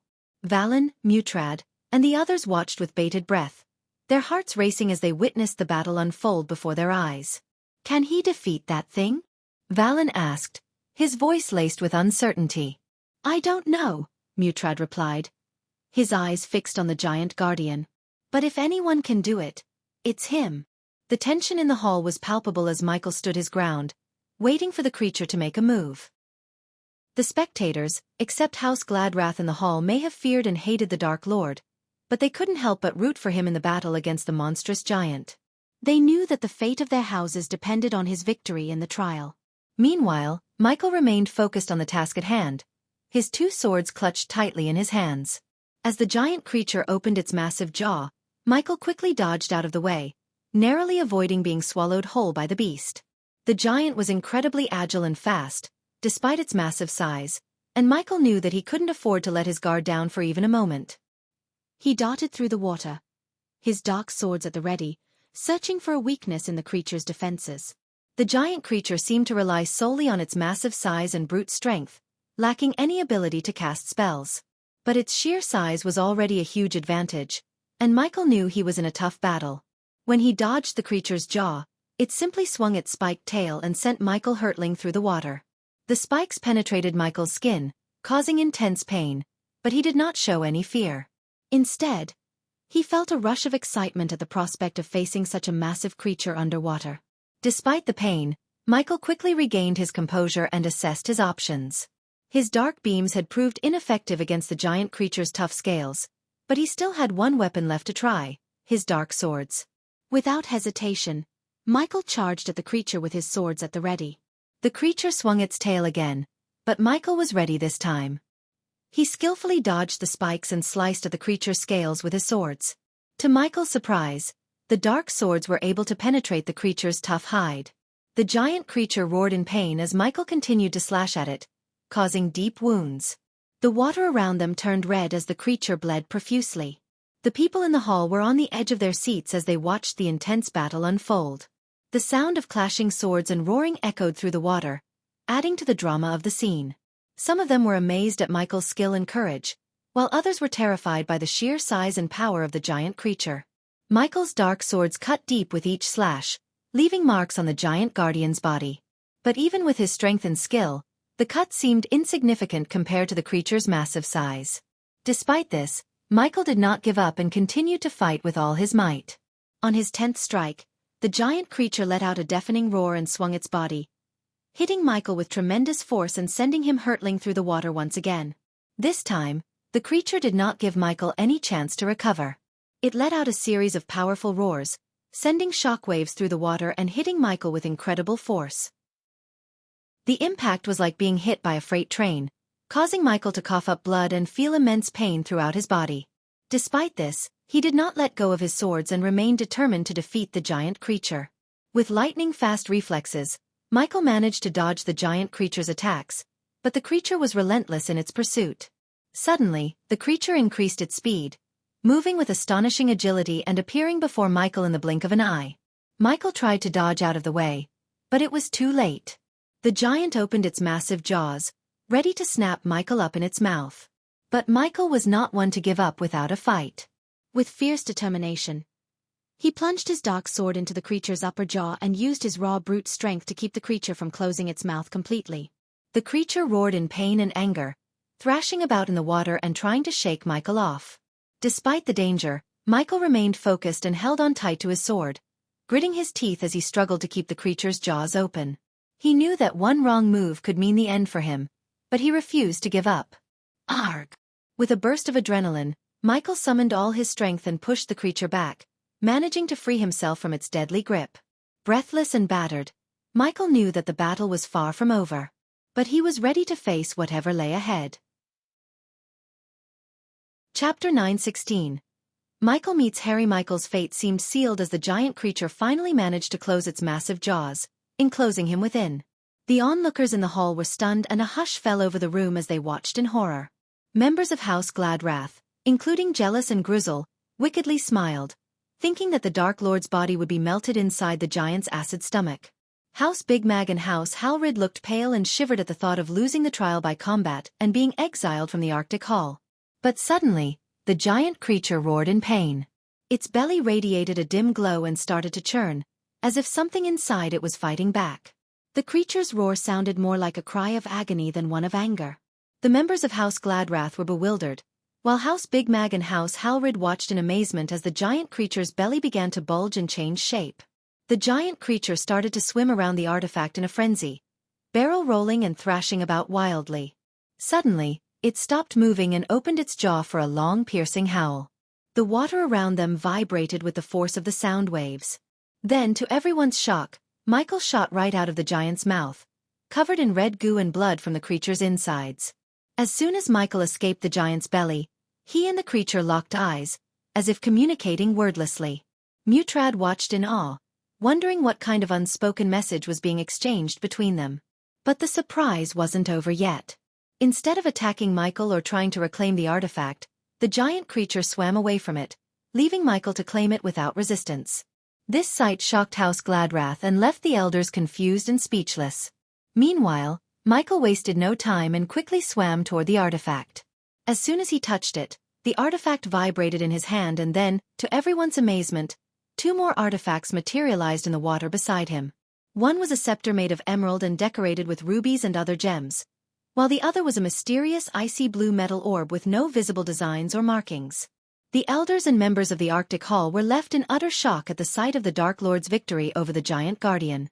They had never seen such a fierce battle before, and the fact that Michael emerged victorious over such a massive creature was truly astonishing. The shock on their faces was evident as they stared at Michael, completely speechless. "Unbelievable," muttered one of the elders under his breath. "I've never seen anything like this before," said another, his eyes wide with disbelief. But the biggest shock came when the giant, instead of protecting the artifact, simply swam away. The members of House Gladrath were completely confused, and the elders were at a loss for words. "Why did the giant leave the artifact?" asked one of the elders, breaking the stunned silence that had filled the hall. "I don't know," replied another, shaking his head in disbelief. "But it must have had a good reason." The mysterious reason behind the giant's departure left everyone in the hall with more questions than answers.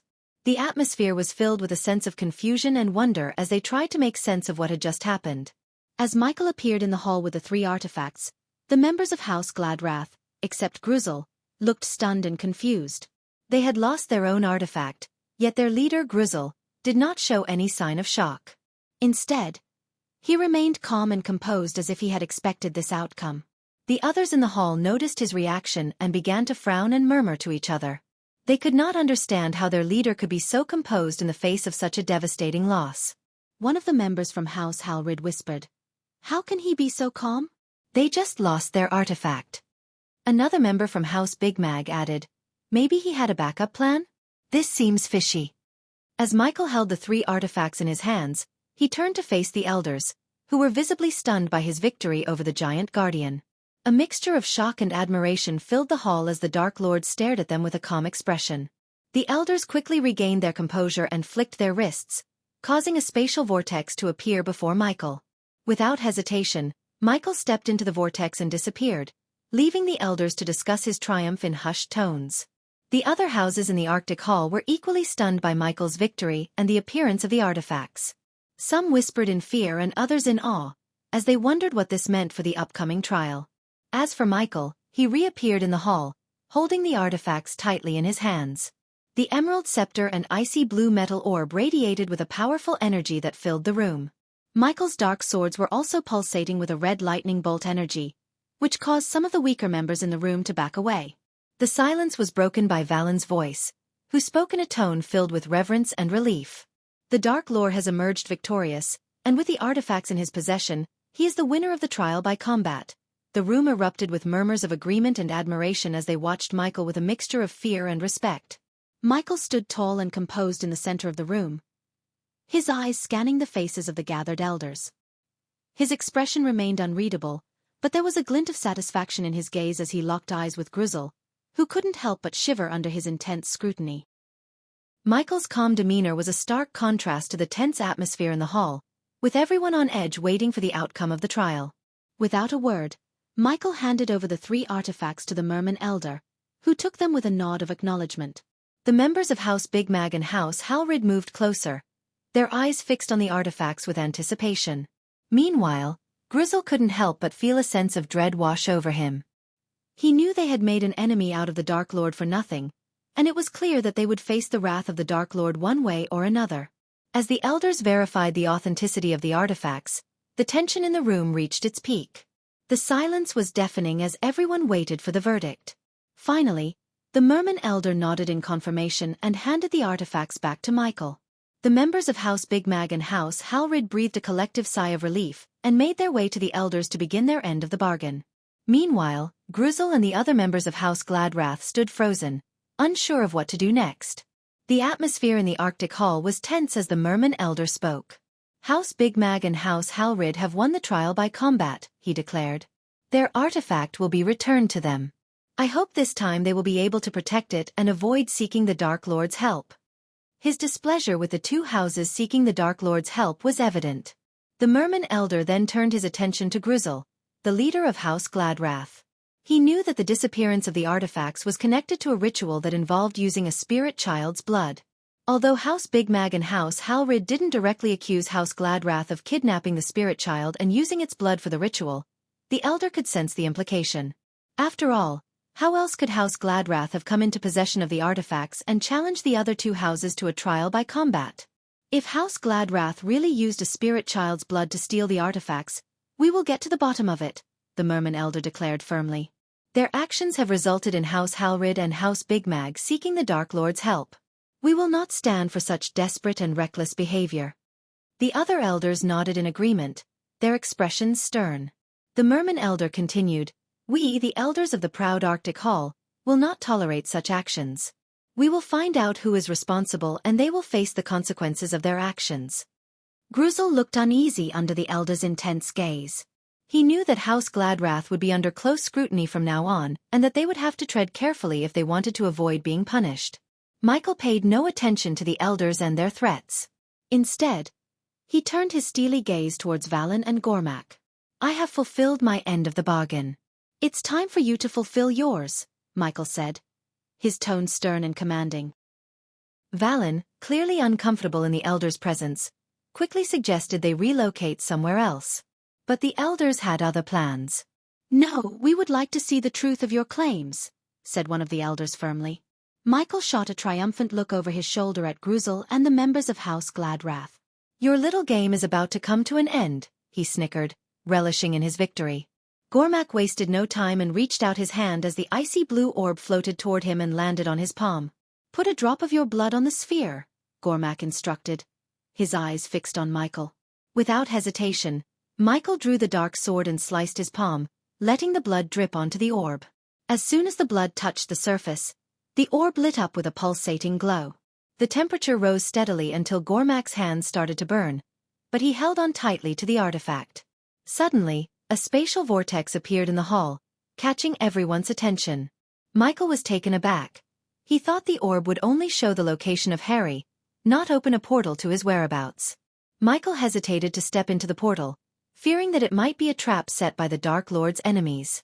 Instead, he summoned a drone and commanded it to fly through the portal to scout the other side. Mutrad, however, had mixed emotions as he observed the scene. He couldn't help feeling a sense of awe at the Dark Lord's power and intelligence, but also a hint of fear and unease at the thought of being on his bad side. As Michael finally made his way towards the portal, Mutrad saw a sudden flash of rage and shock in his eyes, as if something had caught him off guard. The tension in the hall was palpable as everyone waited anxiously to see what the drone would uncover on the other side of the portal. As Michael stepped out of the portal, the world around him seemed to shift and change. He found himself standing in a grand hall, with high ceilings and few furnishings. In the center of the room, a young woman with black hair and blue robes was reading a book to a small child who looked to be no more than 4 or 5 years old. But as soon as she saw Michael, the book slipped from her grasp and her eyes turned a menacing shade of red. Her fists clenched as she glared at the Dark Lord, who stood cold and imposing in front of her. The child looked up at the commotion. Confusion etched on his face as he watched the stranger in front of him. Michael didn't flinch, even as the woman's anger radiated off of her like waves. He simply looked at her with a stoic expression, waiting for her to make the first move. It was none other than Edith Alden, the sister of Layla Alden. Michael last saw Edith when he killed her best friend, Victoria Barnes. After that incident, Edith disappeared from the face of the world, leaving no trace behind. As Michael stood there, staring at Edith, the child beside her looked up at him curiously. The child was unaware of the tension between Michael and Edith, and his innocent eyes sparkled with curiosity. As Michael was staring at Edith, the elders and everyone else in the hall stepped out of the portal.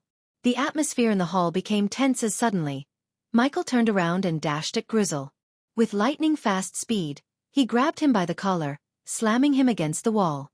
The other members of House Gladrath were shocked and froze in place as they watched the Dark Lord's rage. The elders were quick to react, raising their hands to cast spells to stop Michael, but he merely flicked his wrist, sending a shockingly powerful wind blast that sent the elders flying. With a wicked grin on his face, Gruzel taunted Michael. You wanted to know who took your spirit, child? Look no further. She took him. You wanted me to see this, Michael hissed, his voice low and dangerous. Gruzel laughed again, enjoying the sight of the Dark Lord losing his composure. Yes, he said confidently. What are you going to do about it, Dark Lord? You cannot kill her. Michael's grip on Gruzel intensified, and he pulled him closer to his face. I will deal with you later, he growled. Michael's eyes were fixed on Edith as he knocked out Gruzel with a single punch to the face. Then, he turned his attention back to Edith and unleashed another wind blast, knocking out everyone else in the room, leaving only the child standing before him and Edith. The child had black hair that fell in gentle waves around his face, and his skin seemed to glow in the dim light of the room. He had hazel eyes, much like his mother, Layla, and a slight resemblance to Michael, though he looked more like his mother. Leaving you alive was a mistake, Michael said in a low and icy tone, causing Harry to feel a sudden wave of fear and confusion wash over him. Despite his young age, Harry could sense the dangerous aura radiating from the stranger before him. He instinctively looked at Edith for comfort and reached out to her, gently grabbing her hand with his soft and tiny fingers. Chapter 9:17. Fate of Edith. Harry, despite his young age, stepped forward in front of Edith, standing his ground like a loyal soldier. Under any other circumstances, Michael might have found the child's courage endearing. But in that moment, he was consumed by rage. Edith had put Harry's life in danger simply to seek revenge. Michael couldn't forgive such a reckless act. Ignoring Harry completely, Michael began to approach Layla. As Michael advanced, Edith felt a fierce rage coursing through her veins. The memories of Michael's brutal massacre of her best friend Victoria and her family flooded her mind. Michael had destroyed everything she held dear in a matter of days, tearing apart her entire life. But while the world trembled before the fearsome power of the Dark Lord, Edith refused to back down. Her anger was so intense that it dwarfed any sense of fear. The others, including the elders, struggled to get back on their feet after being knocked out by the wind blast. Some of them mustered their strength and used arch energy to heal their bodies, but their attempts were futile. A ring of flames as dark as midnight suddenly appeared around Michael, enclosing Edith and Harry within. The intense heat of the dark flames kept the others from getting closer to Michael and Edith. Despite meeting Michael's eyes filled with cold murderous intent, Edith remained firm, refusing to cower in fear. Her anger burned hotter than the dark flames themselves, fueling her determination to face Michael head-on. The two dark swords on Michael's back started to tremble as they had a mind of their own. They struggled to fly out of the sheath and land in Michael's hands, sensing his overwhelming rage. In Michael's anger, he didn't even bother to check on Harry or even talk to him for the first time in his life. Instead, Michael locked his gaze on Edith, his eyes filled with a cold, menacing intensity that sent shivers down her spine. The air around them crackled with tension, and it was clear that this confrontation was about to come to a violent end. Michael's gaze remained fixed on Edith, his eyes glinting with chilling intensity. "You used him to avenge your friend and her family," he said coldly, his voice barely above a whisper. "What are you going to do? Kill me like you killed all those innocent people?" Edith snickered, turning her attention to Harry, who watched the exchange with wide eyes. "Did you or did you not know someone was sent to kill your sister?" Michael asked, his voice steady and unwavering. To his surprise, Edith showed no signs of shock or surprise. "Not everyone's a murderer like you," Edith replied, her voice dripping with venom. "Do you know why I didn't kill you?" Michael asked, his tone as icy as his gaze. He waited for a response, but when none came, he continued. "As much as you annoyed me, you did nothing wrong until you decided to use him to seek revenge against me. I should have known being with that bitch would have corrupted your soul." The word bitch was like a match to a powder keg. Edith's anger exploded, and she raised her hand to slap Michael with all her might. The sound of the slap echoed through the hall, making Harry jump in fright. Edith grabbed Michael by his collar and shook him, her eyes blazing with fury. Edith's voice was thick with rage as she stared defiantly at Michael. Her eyes blazed with an intensity that matched the dark flames that surrounded them. "How dare you speak ill of Victoria's memory? She was a kind and compassionate person, unlike you, a soulless murderer," she spat out. Michael's jaw clenched at her words, his eyes narrowing to slits. "You have no idea what you're talking about," he hissed. "Oh, I know exactly what I'm talking about," Edith shot back, her voice laced with venom. "You destroyed everything I loved, and for what? Your sick, twisted sense of justice?" The air around them crackled with tension, and Harry watched with wide eyes, unsure of what was happening. Edith stood before them, unafraid and defiant, her eyes blazing with a fury that matched Michael's. "Kill me," she hissed, "and show your son what you really are." At the sound of those words, Harry's heart stopped. He looked up at Michael, his eyes wide with shock and disbelief. This man, who had been a stranger just moments ago, was his father. The revelation was almost too much to bear, and Harry felt like he was about to be sick. He wanted to run to his father, to feel the safety of his embrace, but the fear that gripped him was stronger.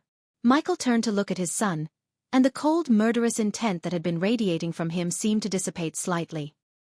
He could see the fear in Harry's eyes, the confusion and the pain, which was like a punch to the gut. How could he explain to his son that he was the Dark Lord? How could he make him understand everything that turned him into this? Michael stood in front of Edith, his eyes filled with rage as she taunted him. "Show your dark spawn the way of your life," she sneered, her words hitting Michael like a blow to the gut. Michael's anger flared up, and he turned to face Edith, his voice low and dangerous. "You will not call him that," he growled, his eyes locking onto hers. Harry watched in shock as the two adults argued and taunted each other. The man standing before him was his father, but he was also a monster who had killed innocent people. Harry felt caught in the middle of a storm, unable to move or speak, as he tried to process everything that was happening. The air around them crackled with tension as Michael and Edith faced off, their gazes locked in a battle of wills.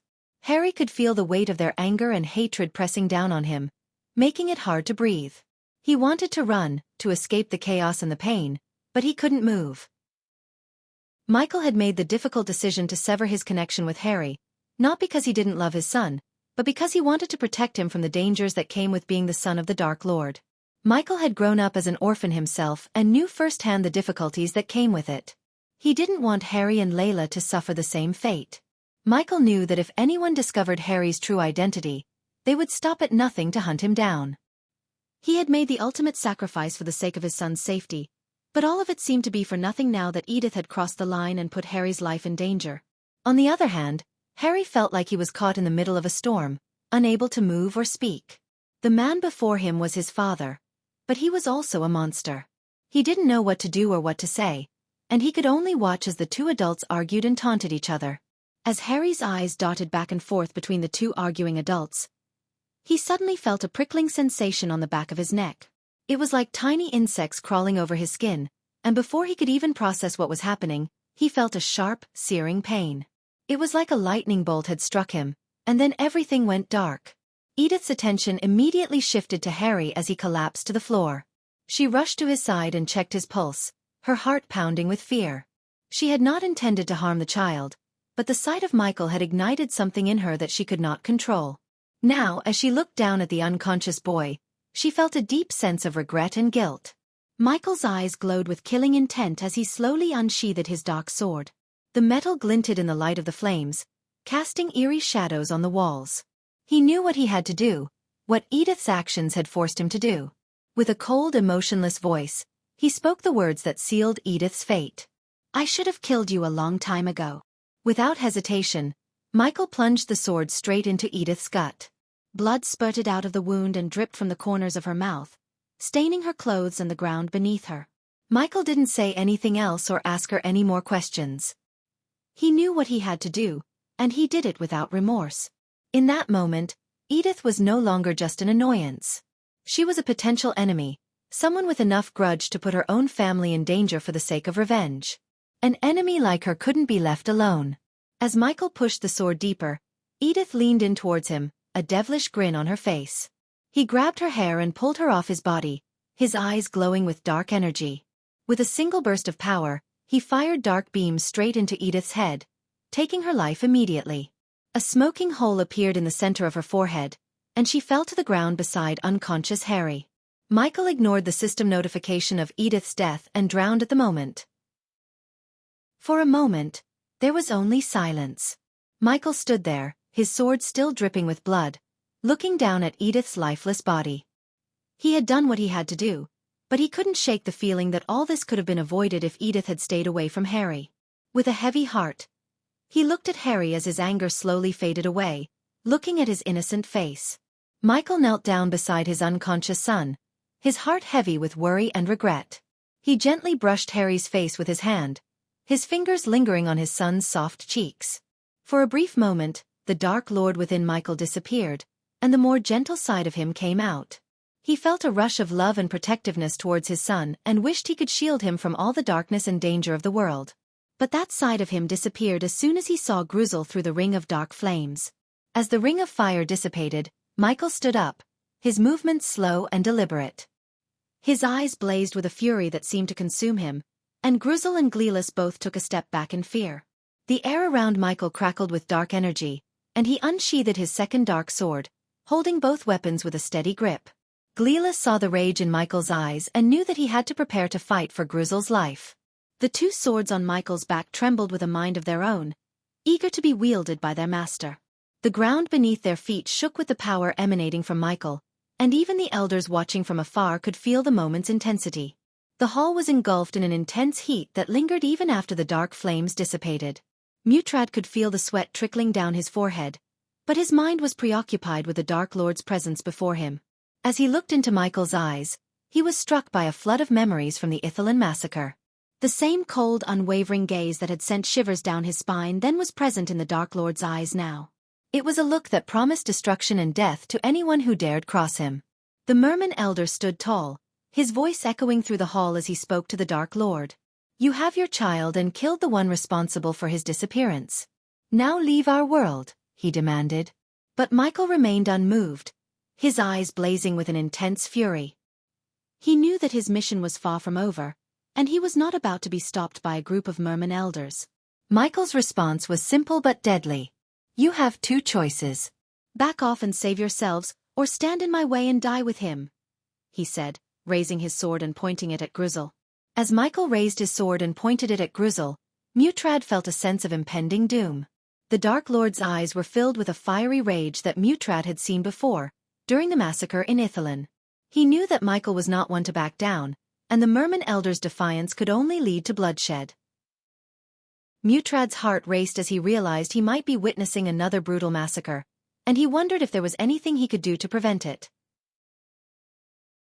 Chapter 9:18 Heavenly Tribulation. To reach half-celestial stage, Gleelis immediately stepped in front of Grizzle, shielding him from the Dark Lord's murderous gaze. The air was thick with tension as the elders stood frozen, unsure of what to do. Suddenly, the darkness enveloped the room, plunging everything into pitch blackness. The only source of light was the faint glow of the deep blue sea filtering in through the window. But Mutrad's wraith eyes allowed him to see clearly in the dark, and he watched in horror as the scene unfolded. As the others braced themselves for a fight, the sound of flesh being pierced echoed throughout the room. Gleelis' head flew from his shoulders, blood spurting from his neck. Michael's strength had reached the half-celestial stage, making everyone in the room seem like weak ants in comparison. The Dark Lord didn't waste any time with words or unnecessary actions. Instead, he wielded his dark swords with deadly precision, firing dark beams from his eyes and lightning bolts from his swords to swiftly dispatch the members of the House of Gladrath. Mutrad could barely believe what he was seeing. The Dark Lord had become a force of destruction, cutting down anyone who stood in his way with ruthless efficiency. The sound of swords clashing and bodies falling echoed through the hall as Michael continued his rampage, his eyes burning with a fierce intensity that sent shivers down Mutrad's spine. The elders of the Merman tribe knew they had to act fast to defend themselves and their people. They quickly began chanting in unison, each casting their own spells. One elder cast a spell of water, trying to douse the flames that still surrounded the Dark Lord. Another cast a spell of wind, trying to blow him back. A third cast a spell of light, hoping to blind him. But Michael was too powerful for their spells. While he was battling, the responsive shield appeared around him, absorbing the attacks. Meanwhile, Mutrad watched the battle unfold with a mixture of horror. But even as he watched the destruction and chaos, he could not help but be terrified by Michael's rage and wrath. As the battle raged on, Michael moved with incredible speed and agility, dodging spells and slicing through the members of House Gladrath with his dark swords. He fired dark beams from his eyes and lightning bolts from his swords, each strike hitting its target with deadly accuracy. His opponents fell one by one, unable to withstand his power. And all the while, Mutrad could only watch in terror as the Dark Lord easily decimated his enemies. The members of House Halrid and House Big Mag stood rooted to the spot, watching in horror as the Dark Lord decimated their enemies. Valen's face was pale and beads of sweat formed on his forehead. "What is happening?" He panicked, his voice barely audible over the sound of clashing swords and dying screams. Gormak's loyal advisor was equally frightened. "We have to get the hell out of here," he muttered, his hands shaking. As the Dark Lord continued his killing spree, the panic in the room intensified. Members of both houses were shivering and some were even crying. The air was thick with the smell of blood and death, and the sound of metal against metal was deafening. Mutrad, who had been watching from a safe distance, could feel the terror emanating from the other members. He could see the fear in their eyes and hear their trembling voices as they whispered to each other. Despite the chaos around him, The Dark Lord moved with deadly precision, effortlessly avoiding the spells cast by the elders of House Gladrath. His responsive shield absorbed their attacks, while his retractable black shield protected him from any physical blows. He moved like a dark shadow, cutting down his enemies with ease. His eyes were cold and empty, and his face was twisted into a snarl of rage. As he fought, the Dark Lord seemed almost invincible, and the members of House Halrid and House Big Mag knew that they were powerless against him. Valen and Gormak exchanged a fearful glance, and Valen whispered, "We need to get out of here before he turns his attention to us." They quickly tried to reach the door, leaving behind carnage and chaos, but the spells flying around him prevented them from quickly reaching the door. As the darkness dissipated, the elders and members of House Gladrath lay motionless in their own pools of blood. The others who had witnessed the Dark Lord's gruesome display of power shivered at the sight of him. His face and body were covered in the blood of his foes, giving him a fearsome and intimidating appearance. With each step, Michael's dark aura seemed to grow stronger, causing the very air around him to tremble. As he approached Grizzle, the House Lord of House Gladrath, Michael unsheathed his dark swords, their tips dripping with blood. The atmosphere in the hall was tense and heavy, with everyone watching in stunned silence as Michael stood before Grizzle, his grip tight around the House Lord's collar.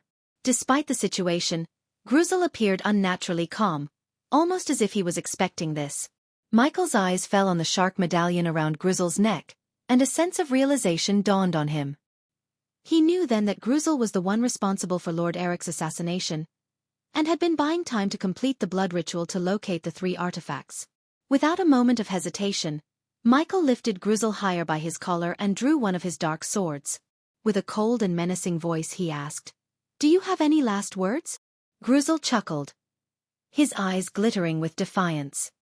"Hail Andor," he said, and before anyone could react, he moved his face towards the sword and sliced his own throat. Blood spurted out of his neck, splattering on Michael's face as Grizzle's head rolled on the ground, leaving the others horrified and shocked. Everyone felt a shiver run down his spine as they watched the scene unfold before them. They knew they were witnessing a true display of the Dark Lord's power and cruelty, and it sent chills through his body. Michael's eyes burned with dark flames as he dropped Grizzle's lifeless body to the ground. He wiped the blood off his face with the back of his hand. His face was calm. "Let this be an example for whoever tries to harm the ones I care about," he growled, his voice laced with venom. The members of House Halrid and House Big Mag, who were still alive, were paralyzed with fear and shock at the gruesome display of power. They huddled together, trembling with fear as Michael stood in front of them, his dark swords held in his hands, his gaze piercing through them. The room was silent, except for the sound of blood dripping from Michael's swords as he turned to leave the hall. Just as Michael was about to turn around, he felt a sudden jolt of electricity surge through his body, causing his hair to stand on end. He tried to react, but it was too late. A bolt of lightning had already shot out of Grizzle's body and struck him with an incredible force that he couldn't even see it coming. The impact was devastating, and Michael's vision began to blur.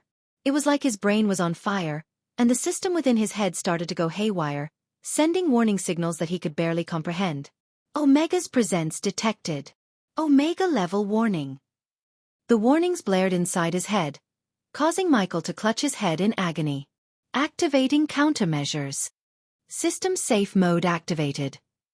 The system continued to scream at him as he felt like his head was about to explode. The seal has been weakened. The host. Killed. Seal. Bearer. But amidst the chaos and pain, Michael could not register the last 2 warnings. He staggered backward, trying to regain his balance, but his body felt like it was being torn apart. The shockwave had affected him on a fundamental level, and Michael knew that something drastic related to the system was about to happen. System. Needs badass. Points. Does host. Give permission. The pain was unbearable, and Michael felt like his head was about to explode. The static in his head made understanding the system's words difficult, but he knew he needed its help. He trusted the system enough to give it permission to do whatever it intended to do. The members of House Halrid and House Big Mag who witnessed the scene felt their hearts pounding with fear and shock, unsure of what was happening to the Dark Lord. The host must reach half-celestial stage and upgrade the system to level 9. The host must another seed of darkness before upgrading the system. Michael felt like he was being torn apart as the system drained all of his 5 million badass points and every last one of his gold coins from his storage. The pain was unbearable, and he struggled to remain conscious as the system worked its magic. Suddenly, a blinding light enveloped him, and he felt himself being lifted off his feet. The next thing he knew, he was standing in front of a shimmering portal, its otherworldly energy pulsing through the air. Michael's heart was pounding in his chest as he realized what was happening.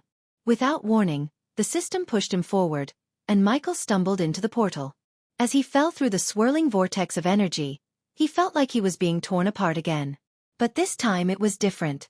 This time, he felt like he was being reborn. Finally, after what felt like an eternity, Michael emerged from the other side of the portal. He looked around, taking in his new surroundings. Everything was different here. The sky was a deep shade of purple, and the trees were made of a strange, shimmering crystal. As Michael took his first steps in this new world, he couldn't help but wonder what happened to the system suddenly and why it sent him here. Must start heavenly tribulation. As Michael's vision slowly began to clear, he could hear the system's voice stuttering and fading away. He was surprised by what he was hearing. He thought he would need to upgrade the system first before he could trigger his heavenly tribulation and reach the half-celestial stage. But for some reason, the system was making an exception for him and allowing him to start his tribulation earlier. Michael could feel the power building up inside him like a raging storm waiting to be unleashed. He could hear the sound of thunder in the distance, and the air around him crackled with electricity. The system was pushing him forward, forcing him to confront his own limitations and push beyond them. Finally, Michael's leg gave out as he collapsed on the ground.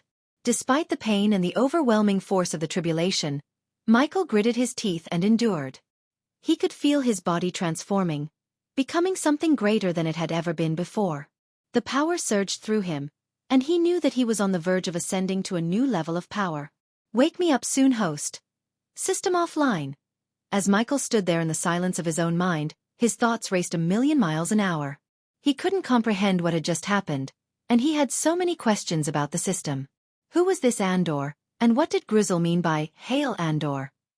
But as he was about to ponder more on these questions, he felt a sudden surge of energy within his body.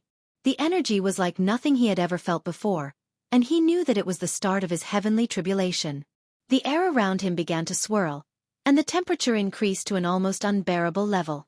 Michael's body began to tremble, and he could feel his muscles tensing up. His eyes turned pitch black as dark energy emanated from his body, and he knew that the tribulation was going to be intense. When Michael closed his eyes, a sudden surge of power coursed through his body, causing the temperature to drop and the air to become heavy with static electricity. The clouds above him quickly turned dark and ominous, and soon enough, the storm began. The rain poured down in heavy sheets, drenching everything in sight, including Michael himself. The thunder roared so loudly that it felt like the ground was shaking while the lightning bolts lit up the sky with blinding flashes of light. The wind howled like 1,000 demons, and tornadoes formed in the distance, tearing apart anything in their path. Despite the chaos and destruction happening around him, Michael remained still, his body glowing with an otherworldly light. He gritted his teeth and braced himself as the power within him continued to grow, making the storm even more violent and deadly. Everything that happened to this point with Michael is 5 days before Nightmare's death. The next chapter will resume from the current events. Chapter 919. Massacre in Pentown, present day. The tempestuous storm that had raged around the floating mountain had finally abated, and the dark ocean lay calm once more. Gaia had emerged victorious from her heavenly tribulation, ascending to the immortal stage with newfound power pulsing through her veins. She rose to her feet, her movements graceful and confident. Without a moment's hesitation, she ascended into the air and soared towards the kingdom of Kethan. Through the spider on Nightmare, Gaia had caught a glimpse of Norvin before the feed abruptly cut off. With Norvin being Noah's familiar, Gaia knew that she had to make her way to Pentown, where Noah's manor was located. It took her only a few hours to arrive, using a series of teleportation scrolls to hasten her journey. As she descended upon the glistening city, she bellowed out a deafening call for Noah, her voice echoing through the streets like thunder. "Noah!" Gaia's shout echoed like thunder, shaking the entire town. As if they were waiting for her, soldiers and guardians rose from the ground and surrounded her. However, when they saw Gaia's cultivation stage, their eyes glistened with fear. Nevertheless, they were ordered to prevent anyone from the Dark Lord's army from reaching Noah. Though they were afraid of her newfound power, They were tasked with ensuring that no one from the Dark Lord's army would be able to harm Noah. As the guardians closed in around her, a towering figure stepped forward to confront her. It was the Alpha Guardian of the Beast Guardians, Leonian, a creature that was half man, half lion. Leonian's body was rippling with muscle, his golden fur shimmering in the moonlight. His wavy mane flowed in the wind as he fixed Gaia with a steely gaze, his fierce eyes betraying no fear.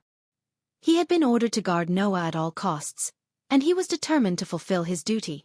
With a furious expression on her face, Gaia snarled, "Hand over that monkey, and no one will get hurt." Her eyes blazed with an intensity that made even the bravest soldiers quiver. As the seconds ticked by, Gaia could sense the tension building around her. More and more soldiers and guardians appeared, their armor glistening under the night sky. She could feel their eyes boring into her, sizing her up and weighing their options. "By the power invested in me by the Guardian Guild, I hereby order you to stand down," Leonian announced in a voice that commanded attention. Gaia gritted her teeth, feeling her frustration mounting. She had come too far to be stopped now, and she was not going to let anyone get in her way. "At least I tried," she spat, her eyes blazing with fury. Without warning, Gaia raised her hand and summoned a giant snake made of green poisonous mist. The cobra hissed at everyone and spit jade poison, causing the weaker soldiers to melt and the others to squirm in pain. Leonian sprang into action, his instincts kicking in as he cast a defensive spell. A translucent golden shield formed around him, shimmering like the surface of the sun. In the midst of the chaos, more and more soldiers and guardians arrived, their weapons at the ready. The air crackled with tension, and the night sky seemed to darken as the two sides faced off. Leonian stood tall, his eyes locked onto Gaia's, his stance unyielding. He knew what he had to do, and he would not falter. "You're not getting past me," he declared, his voice ringing out across the battlefield. Gaia's eyes narrowed as she snapped her fingers, creating a shower of sparks that crackled through the air like lightning. The green mist that surrounded her hissed and churned as if in response to the sudden burst of energy. And then with a deafening roar, the mist exploded, sending shockwaves through the air that knocked everyone around Gaia off their feet. Soldiers and guardians alike were thrown through the sky like ragdolls, tumbling and spinning as they struggled to regain their bearings. Some managed to right themselves in midair, but others were not so lucky. They fell like dead flies, their bodies slamming into the ground with sickening thuds. As the smoke cleared, Gaia remained suspended in the air, her eyes blazing with power. She surveyed the chaos around her, showing no emotions on her face. The moment Leonian's shield shattered, he was left exposed and vulnerable to a follow-up attack. Gaia had a clear shot, but the other guardians and soldiers blocked her path and gave him time to cast his spell. Meanwhile, back on the ground, chaos erupted as the guardians and Winston Manor soldiers began evacuating the city. They guided the panicked citizens toward the teleportation portal in the center of the city, urging them to move quickly and stay together. The scene in the sky was a nightmare. The clouds rumbled, and the sky crackled with energy as Gaia unleashed her fury on the guardians and soldiers. She was at the immortal stage now, and there was no one in the city who could stop her. Her power was beyond comprehension as she ripped through the soldiers with her bare hands, leaving a trail of destruction in her wake. The sound of metal clashing against metal echoed throughout the city as her victims tried to defend themselves but to no avail. The city was in a state of complete chaos, with people screaming and running for their lives. The ground shook with every move Gaia made, and the air was thick with the stench of blood and fear. As she continued her rampage, more and more soldiers and guardians fell to her overwhelming power. Despite the chaos and destruction around them, the guardians and soldiers remained determined to protect the citizens and get them to safety. They worked together to create a path through the chaos, guiding the people toward the teleportation portal and ensuring that no one was left behind. As the battle raged on, it was clear that Gaia was determined to leave nothing standing in her path. Her eyes burned with a fierce intensity, and her movements were fluid and precise. The guardians and soldiers fought valiantly, but it seemed as though nothing could stop her. The fate of the city hung in the balance, and everyone waited with bated breath to see how it would all end. The sky turned a sickly shade of jade green as Gaia summoned a cobra made of thick, poisonous mist. The creature hissed and spewed its venomous breath, causing anyone who inhaled the toxic fumes to writhe in agony. Even those who were below the soul-refining stage immediately coughed up dark blood and fell to their deaths, their bodies plummeting from the sky like lifeless dolls. Amidst the chaos, Leonian sprang into action, summoning his trusty long sword that gleamed in the dim light. He was a formidable fighter, swift and agile despite being only a fusion stage cultivator. With his sword in hand, he charged at Gaia, hoping to take her down. But his luck ran out when he decided to go up against an immortal. Gaia met his attack head-on. Her movements were fluid and graceful. With one hand, she effortlessly caught the blade of Leonian's sword and crushed it with a single squeeze, the sound of shattering metal echoing through the air. Despite his years of training and experience, Leonian stood no chance against Gaia's godlike power. As the battle raged in the sky, people below began to panic, fear etched on their faces. They had never seen such a display of power before, and they had no idea what was happening. "Mommy, what's happening?" a little girl asked, tugging on her mother's dress. "I don't know, sweetie," her mother replied, her voice shaking. "But we need to get out of here." "Is the world ending?" a man shouted, running through the streets. "I don't know, but we need to get to safety," another replied, pulling his family along. People were running in every direction, screaming and crying as they tried to find a way out of the city. Some collapsed from the sheer panic of it all, their bodies trembling with fear. Others stumbled and fell, trampled by the stampede of frightened people. "Please, someone tell us what's happening," a woman pleaded, tears streaming down her face. But there was no one to answer her, no one who knew what was happening. The only thing they could do was run as fast as they could, and hope that they would make it out alive. A cruel smirk spread across Gaia's face as she observed Leonian, now unarmed and defenseless, standing before her. She snickered at him, taunting him with her words. "Pathetic," she hissed, her voice dripping with contempt. With lightning-fast movements, Gaia picked up a broken piece of Leonian's sword and charged at him. The air around her seemed to shimmer as she moved, leaving afterimages of herself behind. In a matter of seconds, she inflicted hundreds of deep cuts on Leonian's body, showing off her speed and agility. Leonian's lion-like face twisted in agony as he struggled to defend himself from Gaia's onslaught, but he stood no chance against her. She was too fast, too powerful, and too merciless. Each cut sent a wave of excruciating pain through his body, and he could feel his strength ebbing away. Gaia was determined to make the other Guardians and Winston Manor soldiers feel weak and helpless. With each slash of her blade, she wanted to show them just how vulnerable they were. And with each passing moment, her power grew stronger, fueled by the death of Nightmare. Meanwhile, on the ground, the people watched in horror as the battle unfolded in the sky. Fear and panic gripped their hearts as they saw the raw power of an immortal cultivator. "We have to get out of here," one woman screamed, grabbing her children and running towards the teleportation portal. "What's happening? Who's fighting up there?" a man asked, his voice trembling with fear. Others stood frozen in place, unable to comprehend the scale of the battle unfolding before them. They watched in horror as Gaia relentlessly attacked Leonian, cutting him to pieces without mercy. The sound of metal against flesh echoed through the air, sending shivers down their spines. In that moment, the people of Pentown realized that they were no match for the power of the immortals. They were just mortals, caught in the crossfire of a battle that was beyond their understanding. And all they could do was watch in terror as the sky burned with the flames of magic and the sound of clashing swords. As Gaia halted her merciless assault on Leonian, the Alpha Guardian's robes were drenched in blood and his once golden mane was now matted and messy. Gaia approached him with a calm and calculated expression, her eyes burning with newfound power. She slowly wrapped her hand around Leonian's neck, tightening her grip until he began to choke and wheeze.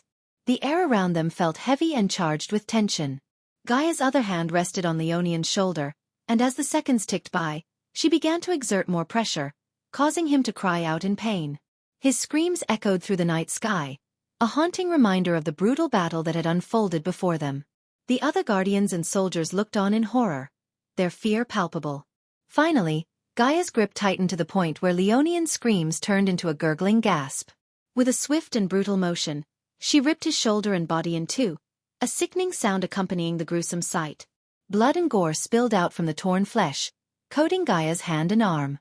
The other Guardians and soldiers, now realizing the extent of Gaia's power, backed away in fear. They could feel the raw energy emanating from her, and it was clear that she was not someone to be trifled with. The atmosphere was charged with fear and panic, and the once peaceful night now felt like a battlefield. Gaia stood amidst the carnage, her body drenched in Leonian's blood. She had just slaughtered the Alpha Guardian of the Beast Guardians with terrifying ease.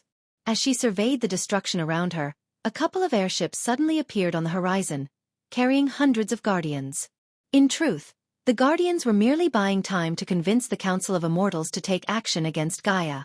With Noah having cleansed the Guardian Guild of corruption, there were few half-immortals and immortals left to challenge her power. The Guardians knew they were outmatched, but they hoped to delay Gaia long enough for reinforcements to arrive. However, as the airships approached, Gaia merely snorted in disdain. She had no fear of the Guardians, and their feeble attempts to stop her were little more than an annoyance. The sky rumbled with the power of her aura as she prepared to face the next wave of opponents. As the airships approached in the distance, Gaia's eyes narrowed, and her attention shifted back to the Guardians and Winston Manor soldiers surrounding her. She could sense the fear in their eyes, but it did nothing to quell the anger burning inside her. Without casting a spell, Gaia clenched her fist and dashed towards them, moving with a frightening speed. The Guardians and soldiers hesitated for a moment before they tried to stop her. However, Gaia was in a rage, and nothing could stand in her way. She punched and kicked, and her movements were fluid, as if she had trained for this moment her entire life. Her strikes landed with bone-shattering force, and the Guardians and soldiers dropped like flies. It was a brutal sight to behold, and the people watching from the ground couldn't help but feel a sense of horror at the violence unfolding before them. Gaia's hands were now coated in blood, and her eyes burned with an intensity that was terrifying to witness. As she continued her assault, Gaia's mind was filled with images of nightmare, and her heart ached with grief. She wanted to take her anger out on the ones who had caused her familiar's death. It was the only way she could find solace. Despite the overwhelming odds against them, the Guardians and soldiers fought back with everything they had. But it was no use. Gaia's power was too great, and she was in a league of her own. One by one they fell before her, and soon, the sky was silent except for Gaia's breaths filled with fury. Some of the Guardians lost their courage to face Gaia when they saw her blood-drenched appearance. However, the moment they attempted to flee, Gaia's rage surged within her, and she charged after them. Like a ferocious beast, she caught up to them in an instant, snatched them by their heads, and violently slammed them together, their skulls shattering like brittle glass. Their screams of agony filled the air as their lifeless bodies fell from the sky. Gaia's eyes burned with a ruthless fury as she continued her brutal assault on the Guardians and soldiers who had dared to stand against her. Her rage consumed her, and she showed no mercy, killing anyone who crossed her path with her bare hands.